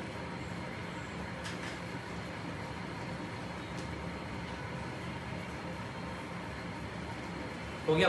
अच्छा एक चीज आपको और पता होगा, नाइट्रोजन का वैलेंसी 5 कभी हो सकता है क्या? नाइट्रोजन कभी 5 बॉन्ड बना सकता है क्या? नहीं। लेकिन ये फास्फोरस, आर्सेनिक, एंटीमनी, बिस्मथ ये बना सकते हैं क्या? ये बना। आपको पता है ना ये? चलिए आगे बात करते हैं केमिकल प्रॉपर्टीज के बाद। नेक्स्ट, वैसे ये वाला टॉपिक अपन ने एनोमलस प्रॉपर्टी पीरियोडिक टेबल में पढ़ा हुआ है। Anomalous property of nitrogen, anomalous properties of nitrogen.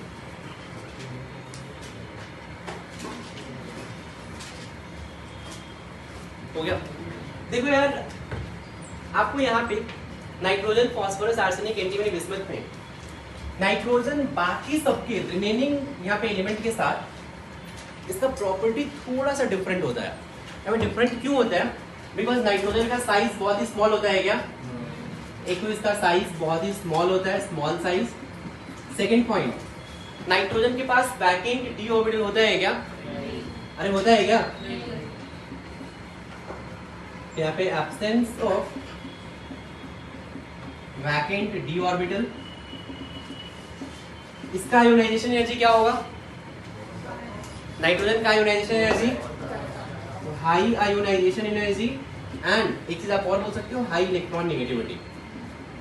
आप देखेंगे कि जितने भी यहाँ पे 5 एलिमेंट हैं इन सब में नाइट्रोजन का जो साइज है सबसे स्मॉल है, सबके पास d ऑर्बिटल वैकेंट है, लेकिन इसके पास वैकेंट d ऑर्बिटल भी नहीं है। इसका आयोनाइजेशन एनर्जी बहुत ज़्यादा होता है बाकी के रिस्पेक्ट में, इसका इलेक्ट्रॉन नेगेटिविटी भी ज़्यादा होता है। इसीलिए नाइट्रोजन का प्रॉपर्टी रिमेनिंग एलिमेंट से मैच नहीं करता है। इसी को बोलते हैं एनोमलस प्रॉपर्टी ऑफ नाइट्रोजन। ये पॉइंट चमका गया? एक लाइन लिख लीजिए कि nitrogen show anomalous property, nitrogen show anomalous property due to its small size, absence of vacant d orbital,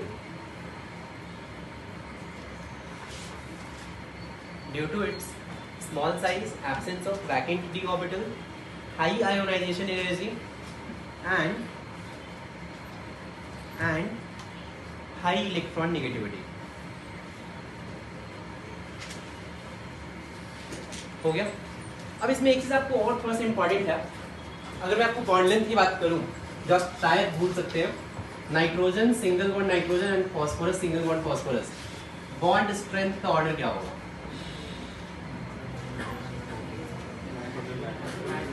कि कौन सा बॉन्ड स्ट्रेंथ ज्यादा होगा? नाइट्रोजन नाइट्रोजन या फॉस्फोरस फॉस्फोरस? और किसी का आंसर? काय को? यहाँ पे क्या होगा, नाइट्रोजन का साइज बहुत ही स्मॉल है, ठीक ना? यहाँ पे क्या होगा, सेकंड पीरियड का एलिमेंट है, तो यहाँ पे लोन पेयर रिपल्शन हुआ गया, लोन पेयर रिपल्शन क्यों नहीं लिखता हूँ यहाँ पे, लोन पेयर रिपल्शन होगा, तो लोन पेयर रिपल्शन के कारण बॉन्ड स्ट्रॉन्ग होगा या वीक होगा? अरे बॉन्ड क्या होगा? वीक बॉन्ड होगा।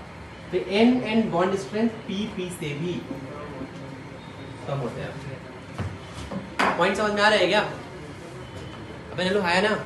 वैसे केमिकल बॉन्डिंग में जब मैंने बॉन्ड स्ट्रेंथ कंपेयर करवाया था तो वहाँ पे देखना बताया था ये वैसे ही है, ठीक?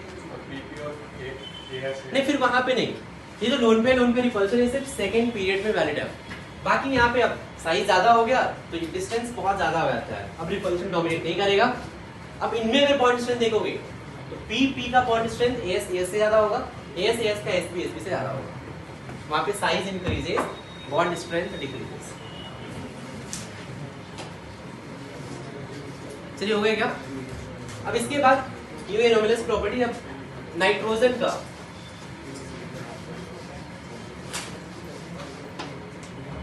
नेक्स्ट बात करते हैं रिएक्टिविटी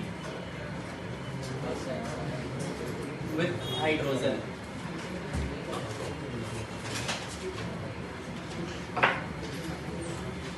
चलिए पर ये नेक्स्ट क्लास में पढ़ेंगे। आज का तो अपना 20-30 मिनट से फालतू गया। क्या करना है अपने को आज के लिए? आप होमवर्क है आपके लिए, आपने ऑर्गेनिक में कौन सी एक्सरसाइज कर ली है? अच्छा, कोई ऐसा भी है क्या जो अभी लेक्चर देख ही रहा है ऑर्गेनिक वाला? कोई ऐसा भी है क्या